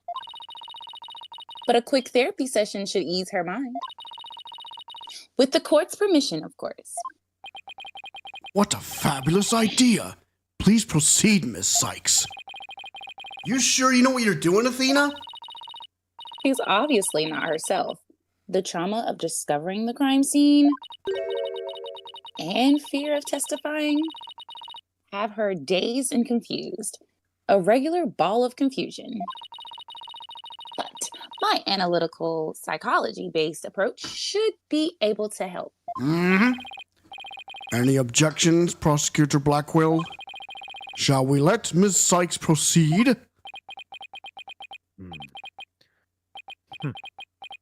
It makes no difference to me. It makes no difference to me. Do as you will, but I doubt we shall get any viable testimony. She'd be better served by bearing witness to the sword skills I forged in a distant land. I'll show you.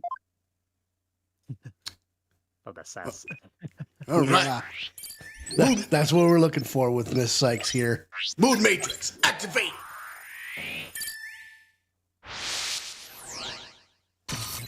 Whoa! What the? Yowza. Did I see Tenmataro in the Fox Chamber?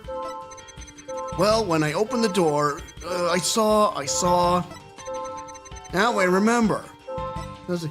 Oh, yokai, right there in that room. What the...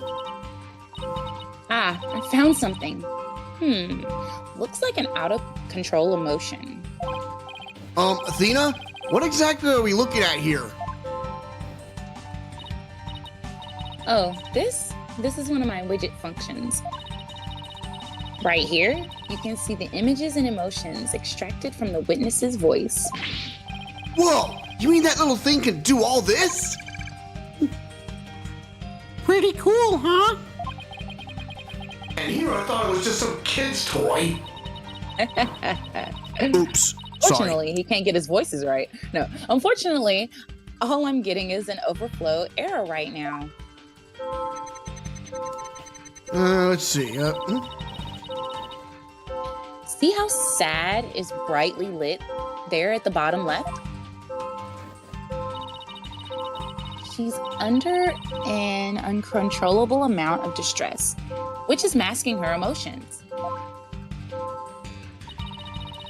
It seems the sheer terror she experienced has made her a confused mess.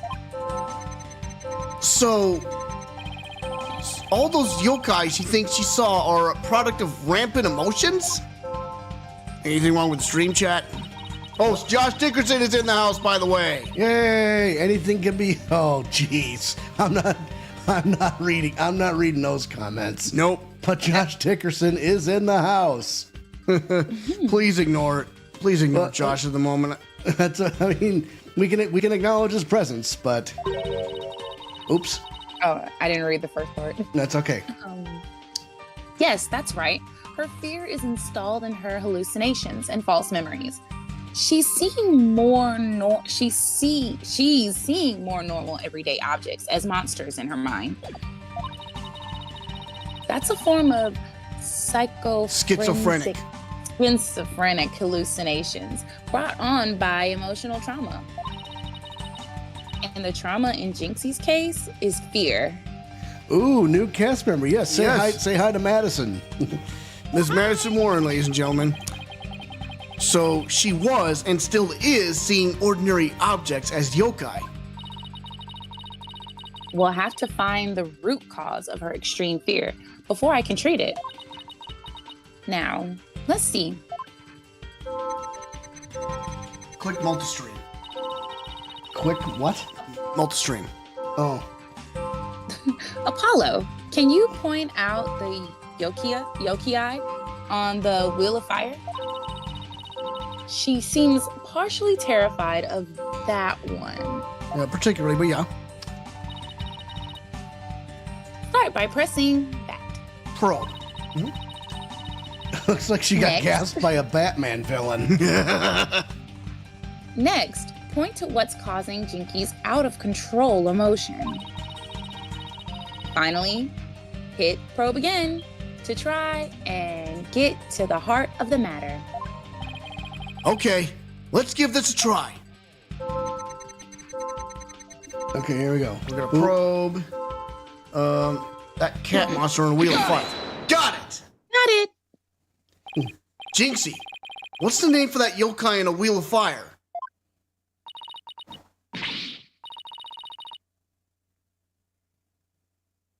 And we'll wait for the text to load.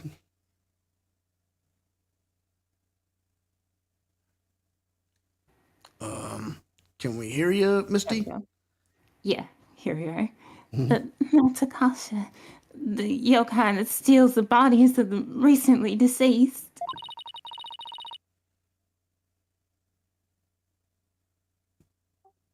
Weird.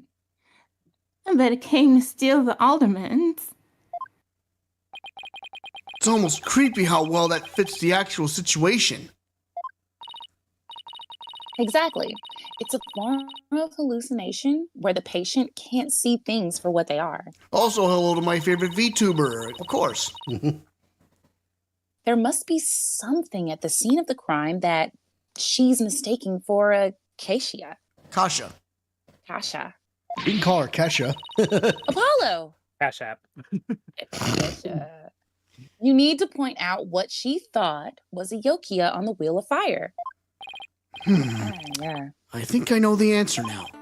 Jinxie, Okay. that wasn't Akasha you saw. Could you have possibly mistaken this for Akasha? The ceiling. The ceiling, yeah, the chandelier there. Take that! Chandelier. The light fixture? This one right here. It has a flame design and is up there on the ceiling. There was never a yokai on a wheel of fire. The Kasha you saw was just a light fixture. Yeah.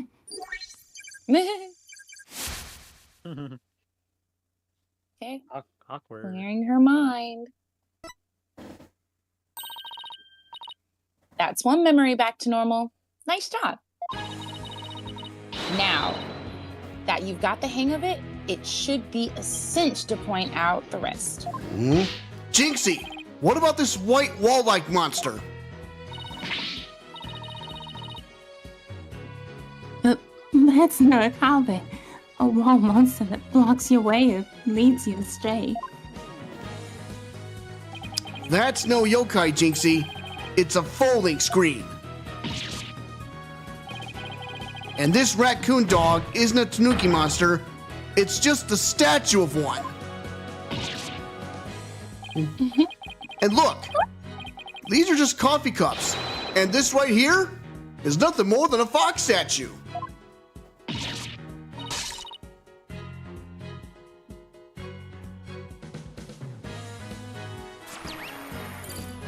Well, that's one, not yet. You did it, Apollo. Her extreme fear is under control now.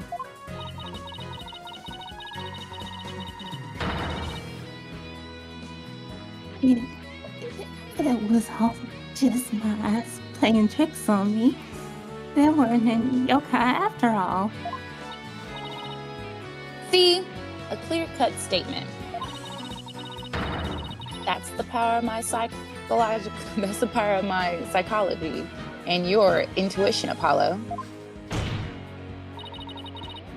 And just like that, we thought it. We thought there never, and just like we thought, there never really were any Yokai.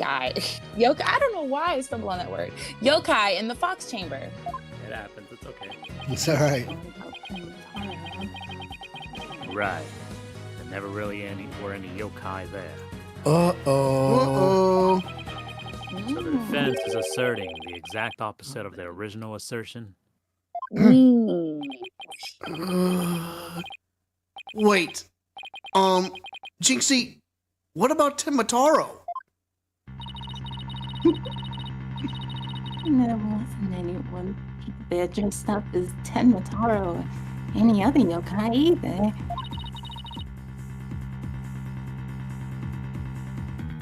I remember it clearly now. We're not quite in the dead end we think to. Remember my explanation from earlier.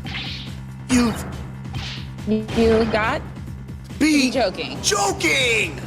Oh no. Oh my god, she can't see stuff right. She must be blind. I don't know. Order! Order in the court!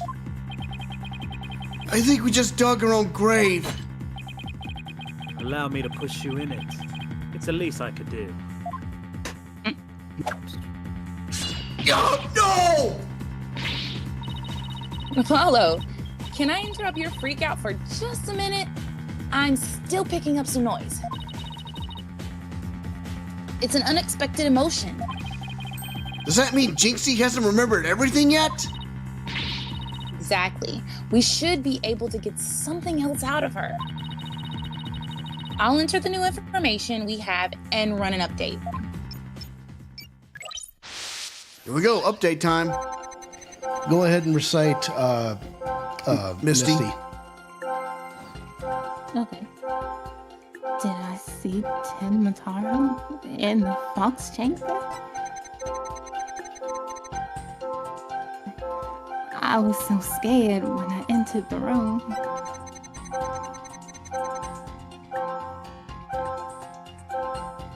Waiting. My legs My gave legs. out. Gave out and I fell to the floor. Wait, there's something wrong about this. Pinpoint it. Hang on. She seems to be more surprised than Actually, sad. less sadness.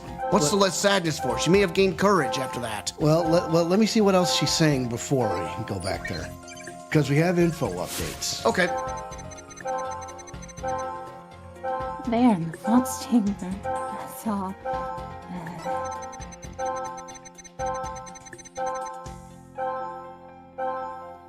the alderman dead on the table, and Papa collapsed in a chair.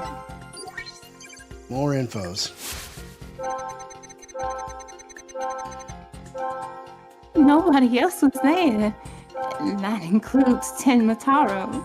Okay, Now, go you're back to saying- that. Yeah, go back to that last statement and. The very last one? Yeah, no, this one. What? No. Yeah, that one. Why is This one. Why is there less sadness and more courage or something? Well, we're more surprised, but okay. Got it! The amount of fear you felt is rather low despite your legs having given out from fright. Could something have lessened your fear?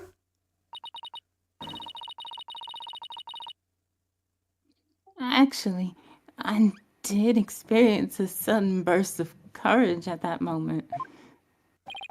It did? Where did it come from?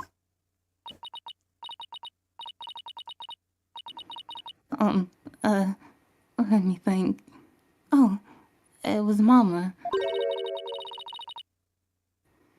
I suddenly felt as if she was there with me. Huh, her mother. Oh. Okay, I'll enter sudden burst of courage. Now let's see. Ah, look. All right.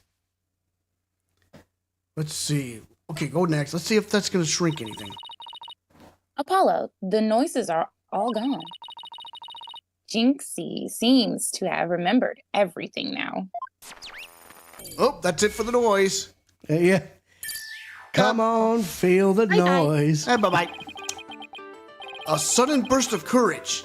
Now, where could that have come from? Maybe she saw the Amazing Amazing Nine Tails mask. Or maybe she had saw that something- flower. Or something about her mother. Anyway. What about that flower? Jinxie, was there something that gave you a sudden burst of courage?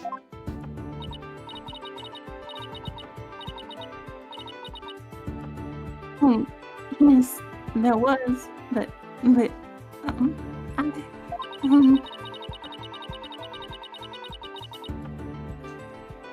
I realized I had done something naughty when I thought about it later. Any idea what could have given Jinxie that courage? Well, there is one piece of evidence that comes to mind. I wonder if she saw something like it at the scene of the crime. Jinxie, did your sudden burst of courage have anything to do with this? Now, the Nine Tails flower boosts Jinxie's courage because it was her mother's favorite. Take that! Jinxie, you didn't happen to see a Nine Tails flower there at the scene, did you?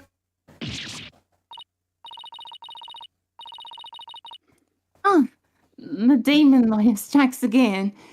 I can't hide anything from you.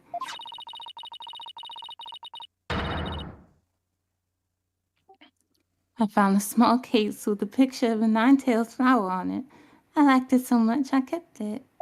Oh. You what?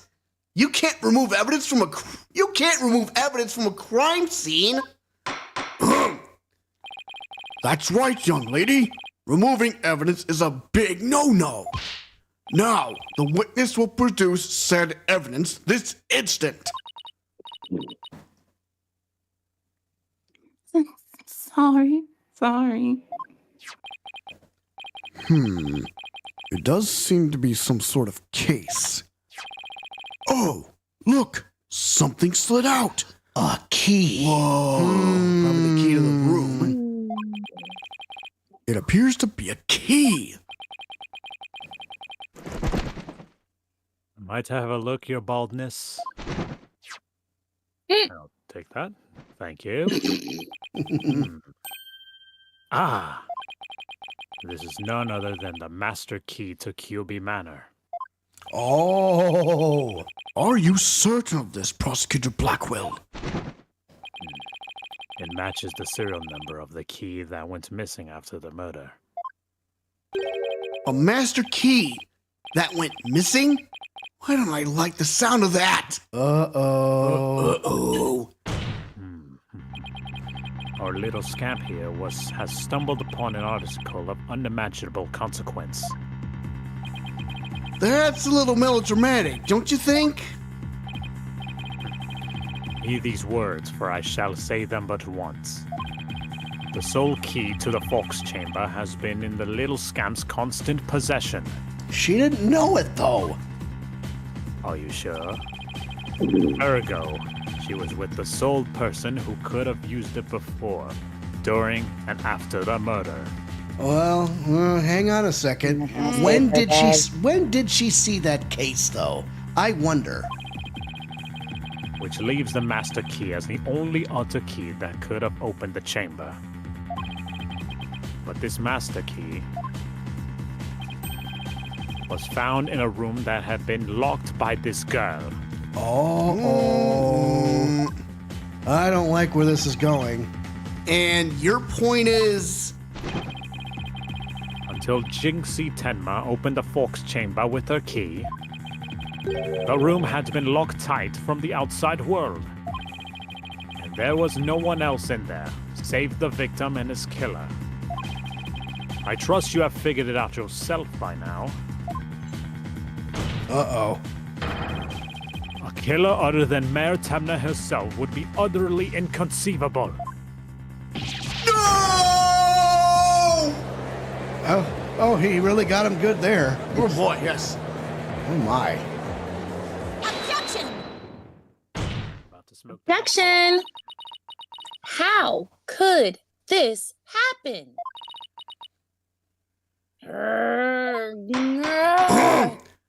The defense's assistants will refrain from growling her frustrations. You better stop it now, too. Athena, are you all right?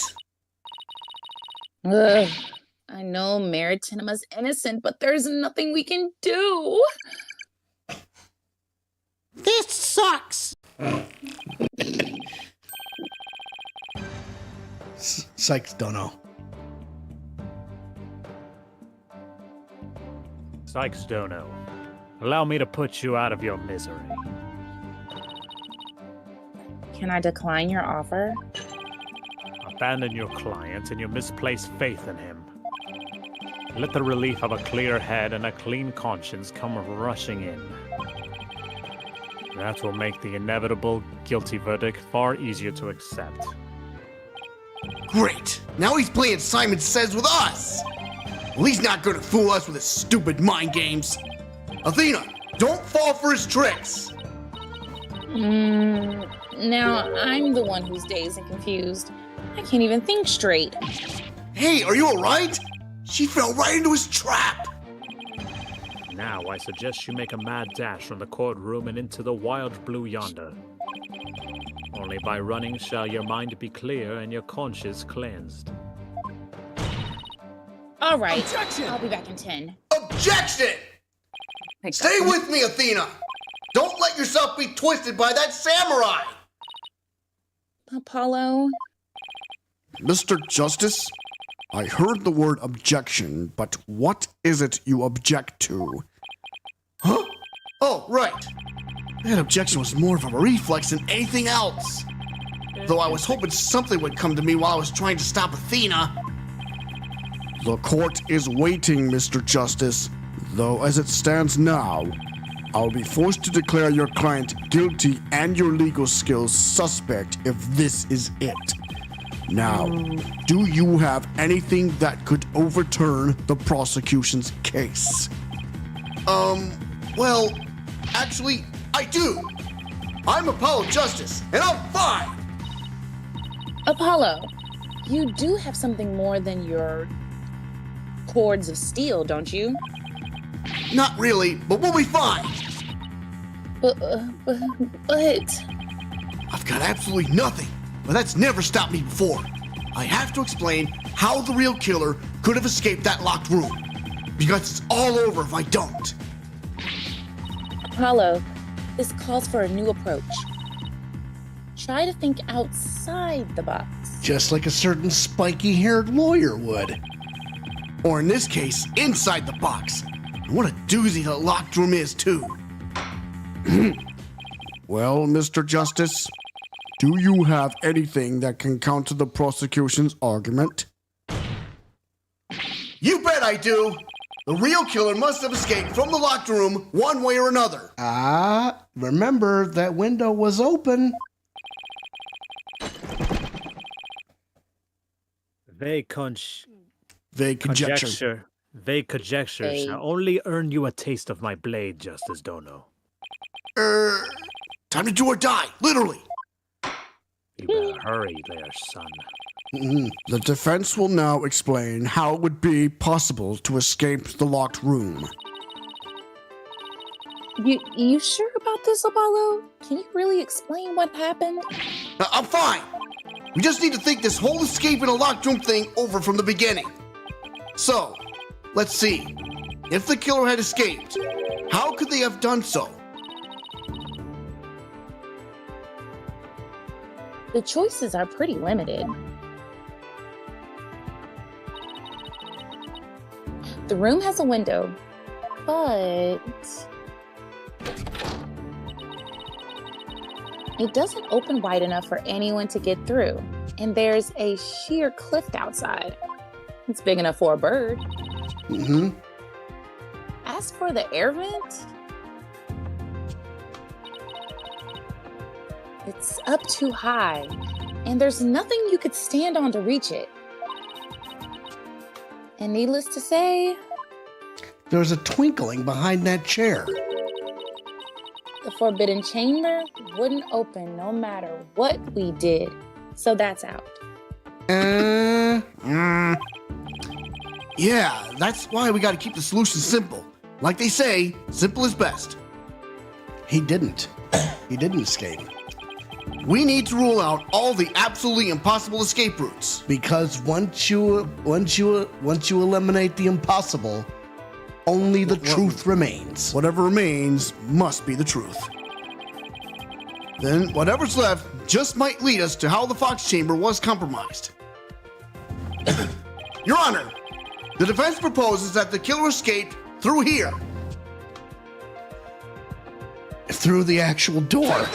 Take that! The hallway door?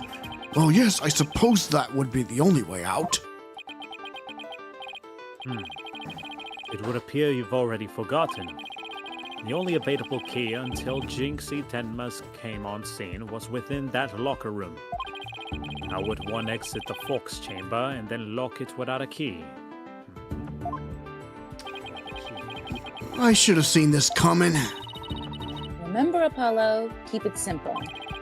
Simple, right. I can understand if the killer had exited the room with the key, but...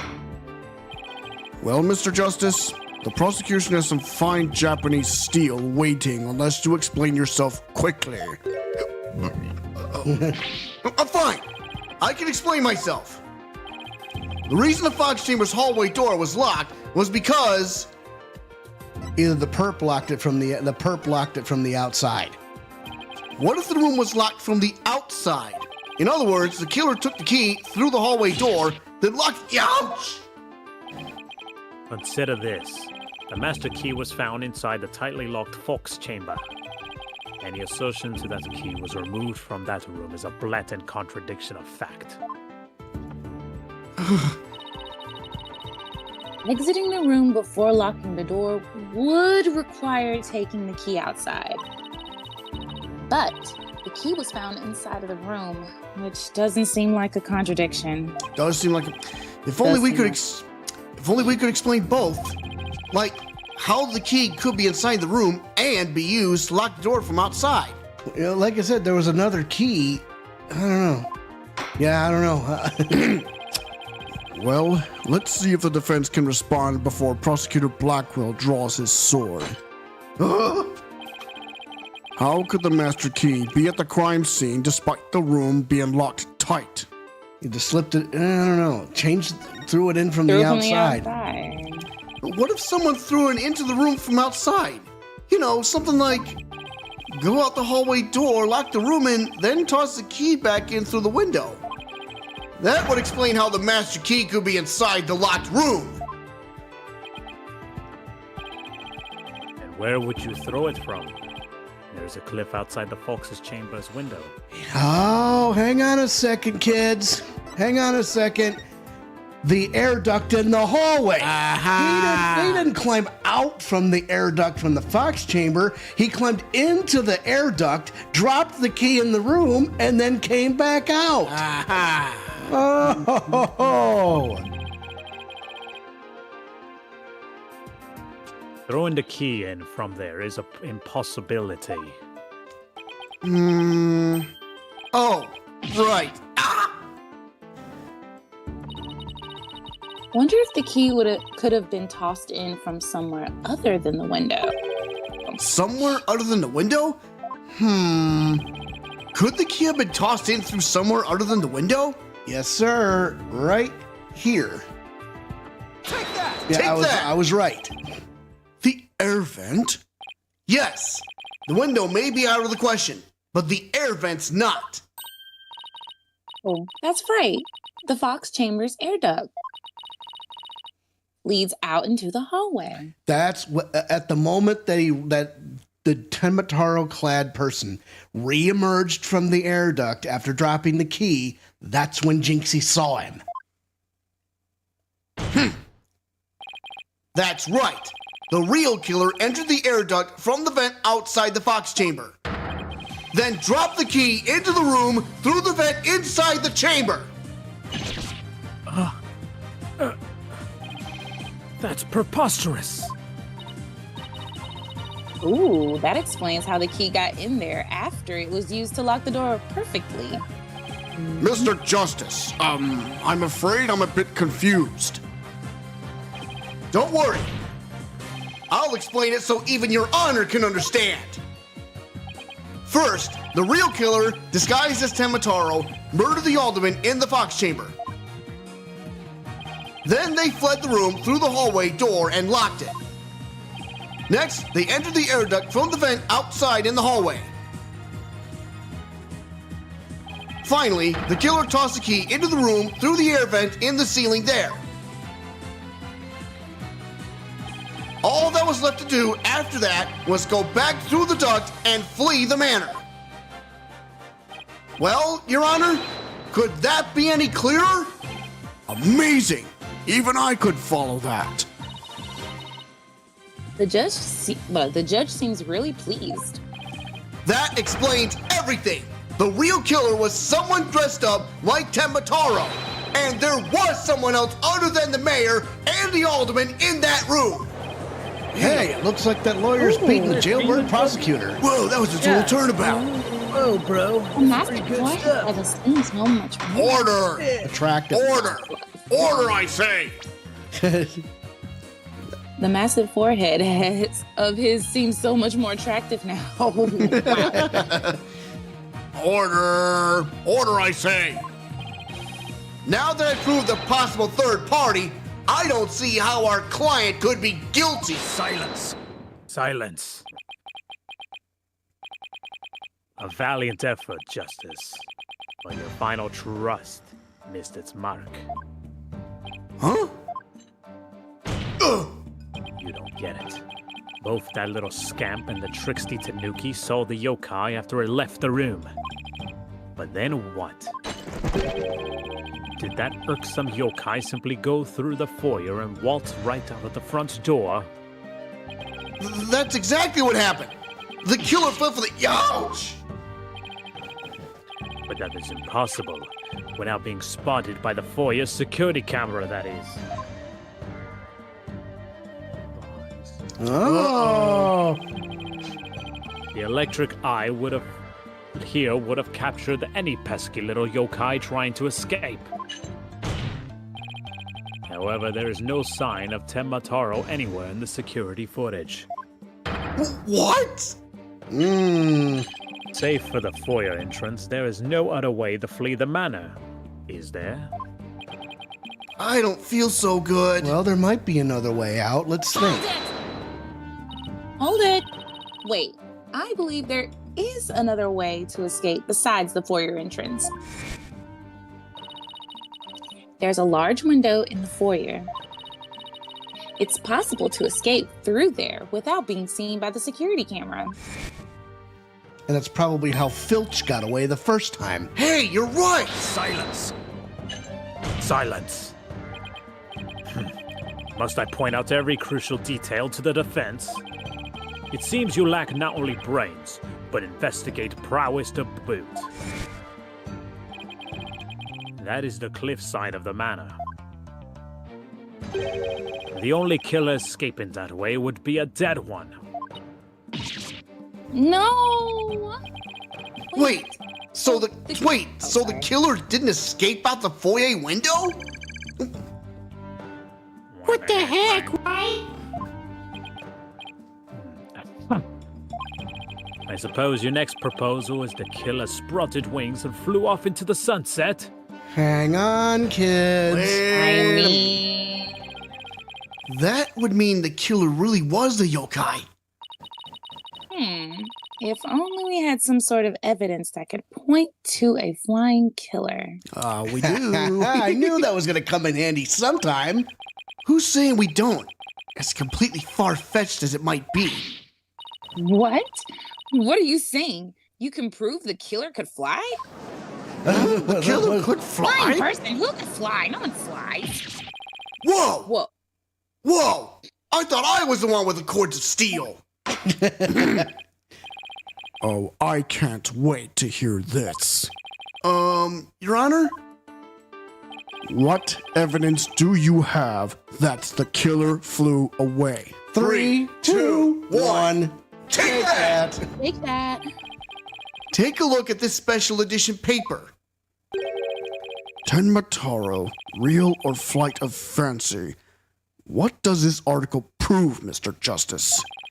The photo in that article was taken shortly after the murder. Maybe the yokai in that photo is the killer shortly after they fled out of the window? Mr. Justice, you're not seriously suggesting... Oh, I'm serious. I mean, it all adds up. The killer, disguised as Temmataro, flew away. You know, by some way or another. Silence!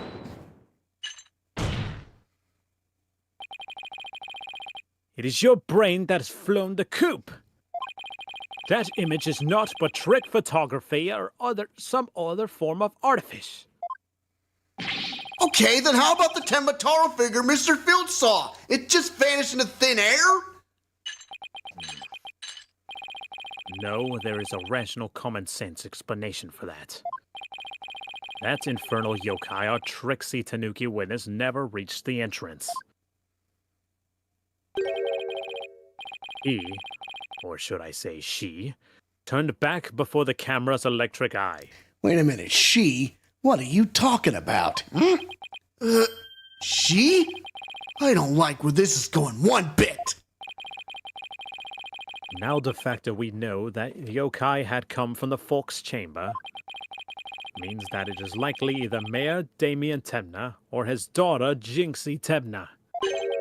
However, we know that Mayor Temna was already unconscious at the time. Not good. Not good at all. Oh boy, this is terrible. Do you understand the gravity of the situation now, Justice Dono? The falsified yokai remnants and the appearance of Tebna Taro were the work of one individual. And that individual is none other than Jinxie Tebna! What? No way. Aw. That can't be true. Wait. Ah, no! Wow, he turned it around on him. What in the world? Order! Order! The defense will stop competing for the greatest freakout ever. Jesus. Fair enough. The little scamp was, no doubt, simply trying to protect her father. And it's no wonder that her superstitious mind conjured up this mad masquerade.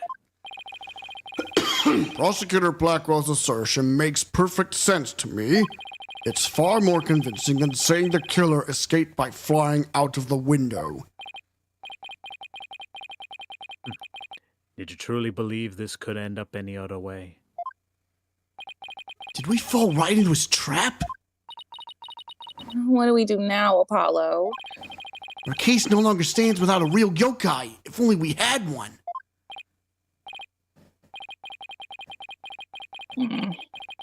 Bailiff, seize her!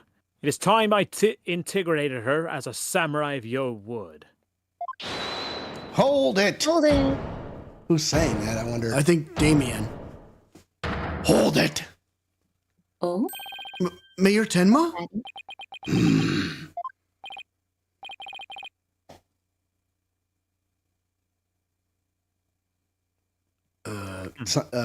Keyblade? This farce is over. How does it feel seeing your own daughter accused of a cover-up most foul? Tanmataro's true identity is... Now, Mr. Mayor. It would be futile at this point to claim you were the yokai. After all, you have been knocked out cold by a blow to the skull. Slipping into a yokai costume and roaming around about the manor would all but impossible. Consider this well. As it stands, your daughter will be arrested for obstruction of justice. But if you confess, the prosecution would be willing to overlook her little yokai farce. Confess? The defendant intends to confess? No. Oh, no, don't do it. Wait! Apollo, Prosecutor Blackwell's up to his mind games again. Mayor Tenma, no! Don't fall for his twisted words. If you're sent away for murder, Jinx will be left all alone. Oh. The real killer is... Mayor Tenema's going to confess unless we do something. But I can't prove how the real killer could have flown away. Caw. Look upon me in despair, for ripe is the time for my return. Uh-oh. I should watch what I wish for. Uh-oh, here it comes. What the? Ha! Foolish mortals! I am Tanmatoro, the yokai you seek. Mayor Tenma? Silence! I am Tanmatoro, freed from the bonds binding me to the Forbidden Chamber. Behold, the return of the Demon King. What the? Demon King? Well then, I think it's time for me to take a vacation! He's gone, damn it, he's gone. I'm scared. He's lost his rocker. What's going on? What the hell? Order! The witness will, He will explain himself. Are you saying you're Tenmataro, the yokai we've been chasing this whole time? Indeed, it is I, Tenmataro, the one whom you seek, come to reveal the truth. This child is Tenmataro, you say? Ha! What nonsense! So, Mayor Tenma is a yokai now? Oh boy. What twist? His body is now mine. Call. So you're saying that Mayor Tenma is being possessed by you? It's the other way around, Jack. And that the yokai that Jinxie Tenma and Phineas Filch saw? And the one captured in the newspaper photo? Those were all you?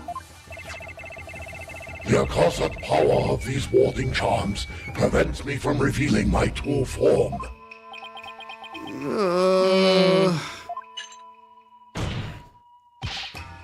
Your baldness. Can this not be interpreted as an admission of guilt? Well, a confession by a yokai would be quite unprecedented.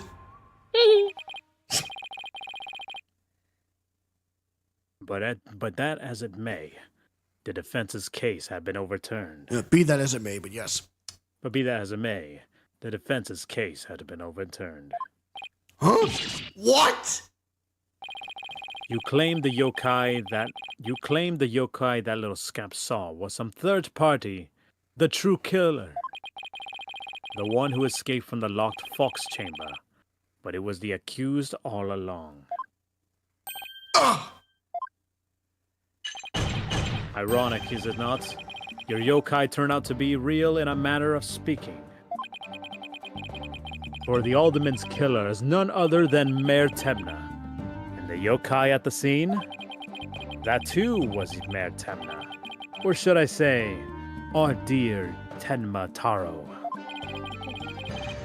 The pieces have all fallen into place. He's just trying to protect his daughter. Yeah. How so, Prosecutor Blackwell? It seems I must spell it all out for you. Mayor Temna killed the alderman in the Fox chamber, which was locked at the time. He then removed the warding charms from the Forbidden Chamber's door,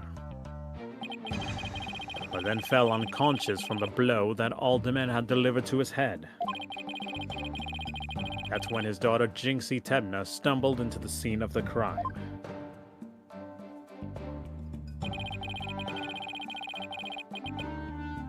The little scamp fled in terror, whereupon the spirit of Temna Taro, freed at last from the charm's warding effect, took possession of the mare. The newly freed Temna Taro then fled from the Fox chamber. So you see, the yokai Jinxie Temna saw was a father possessed by Temna Taro. Objection! Objection!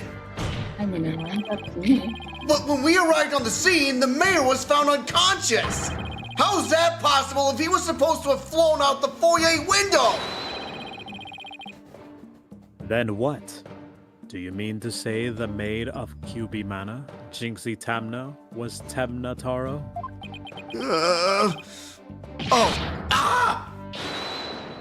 Hold it. Hold it! Caw. That too is easily explained. Flew about for a time, did I, but presently tired, I made for the Forbidden Chamber. But alas, exhaustion took me unawares in the Fox Chamber, and I knew no more. It would seem the pieces are still in place. Is Blackquill up to his tricks again?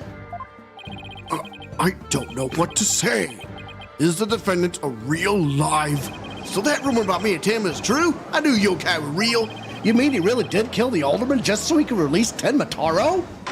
Order! Order! Order! Now he's got everyone in the courtroom believing he's a yokai. It's Simon Says on steroids. He wants to convict our client any way he can, even if it means blaming a yokai. The proverbial ducks are all in a row. You should now have no qualms about finding the accused guilty of baldness. This is one of the most bizarre cases in my entire career. Otherworldly, in fact. Can yokai even be prosecuted under our legal system? Objection! Objection! Mayor Tenma is just pretending to be Tenmataro to protect his daughter. Plus, I already proved how a third party could have escaped from the locked room. A verdict at this point would be premature. Since both sides have raised valid points, I have no choice but to... Silence! Silence. This is the dark age of law where defense attorneys are not to be trusted. This is but a ploy to gain time for them to fabricate evidence.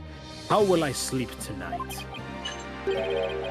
Knowing you will not let the sun rise on the mayor's day of reckoning, Justice Dono. Objection! Objection!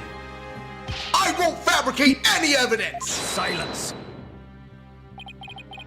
Then prove it by joining me.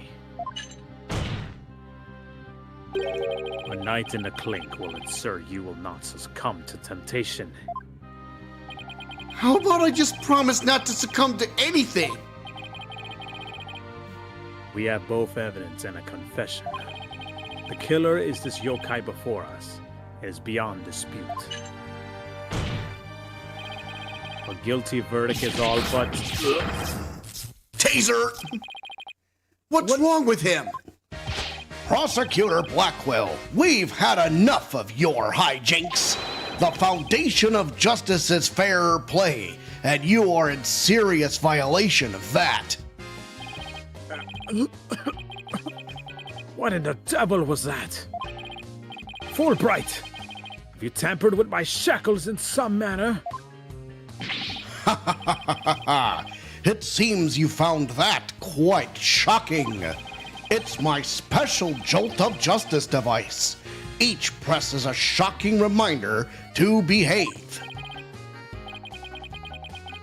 I'll pay for this. I, Simon Blackwell, alone. Your Honor, you need not fear now. I believe Prosecutor Blackwell will remain on his best behavior. A bit late with the reassurances, aren't we, Detective? Well, in that case, this concludes today's deliberations. The prosecution and defense will use this opportunity to further their investigations. This court is adjourned. Oh boy, so yeah, there's more to be done here, kids. To be continued. Yeah, we're gonna have to delay the proceedings for next week. That's right. Aw, man.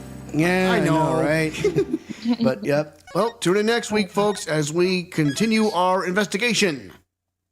We'll see if we get to the bottom of this once and for all. Absolutely. So, There's a lot going on. oh yeah, I mean it's I don't know what's happening. This is one of the most nonsensical cases I've ever seen. Absolutely. All right, so for Madison Warren, for Keyblade Sonic, for Misty Jin, I am the Cannonball Alex Steele. I am the package Andrew Steele. We are the Steele Brothers, And we are for real. Top guys out. Ciao. Adios, muchacho. Bye, everyone.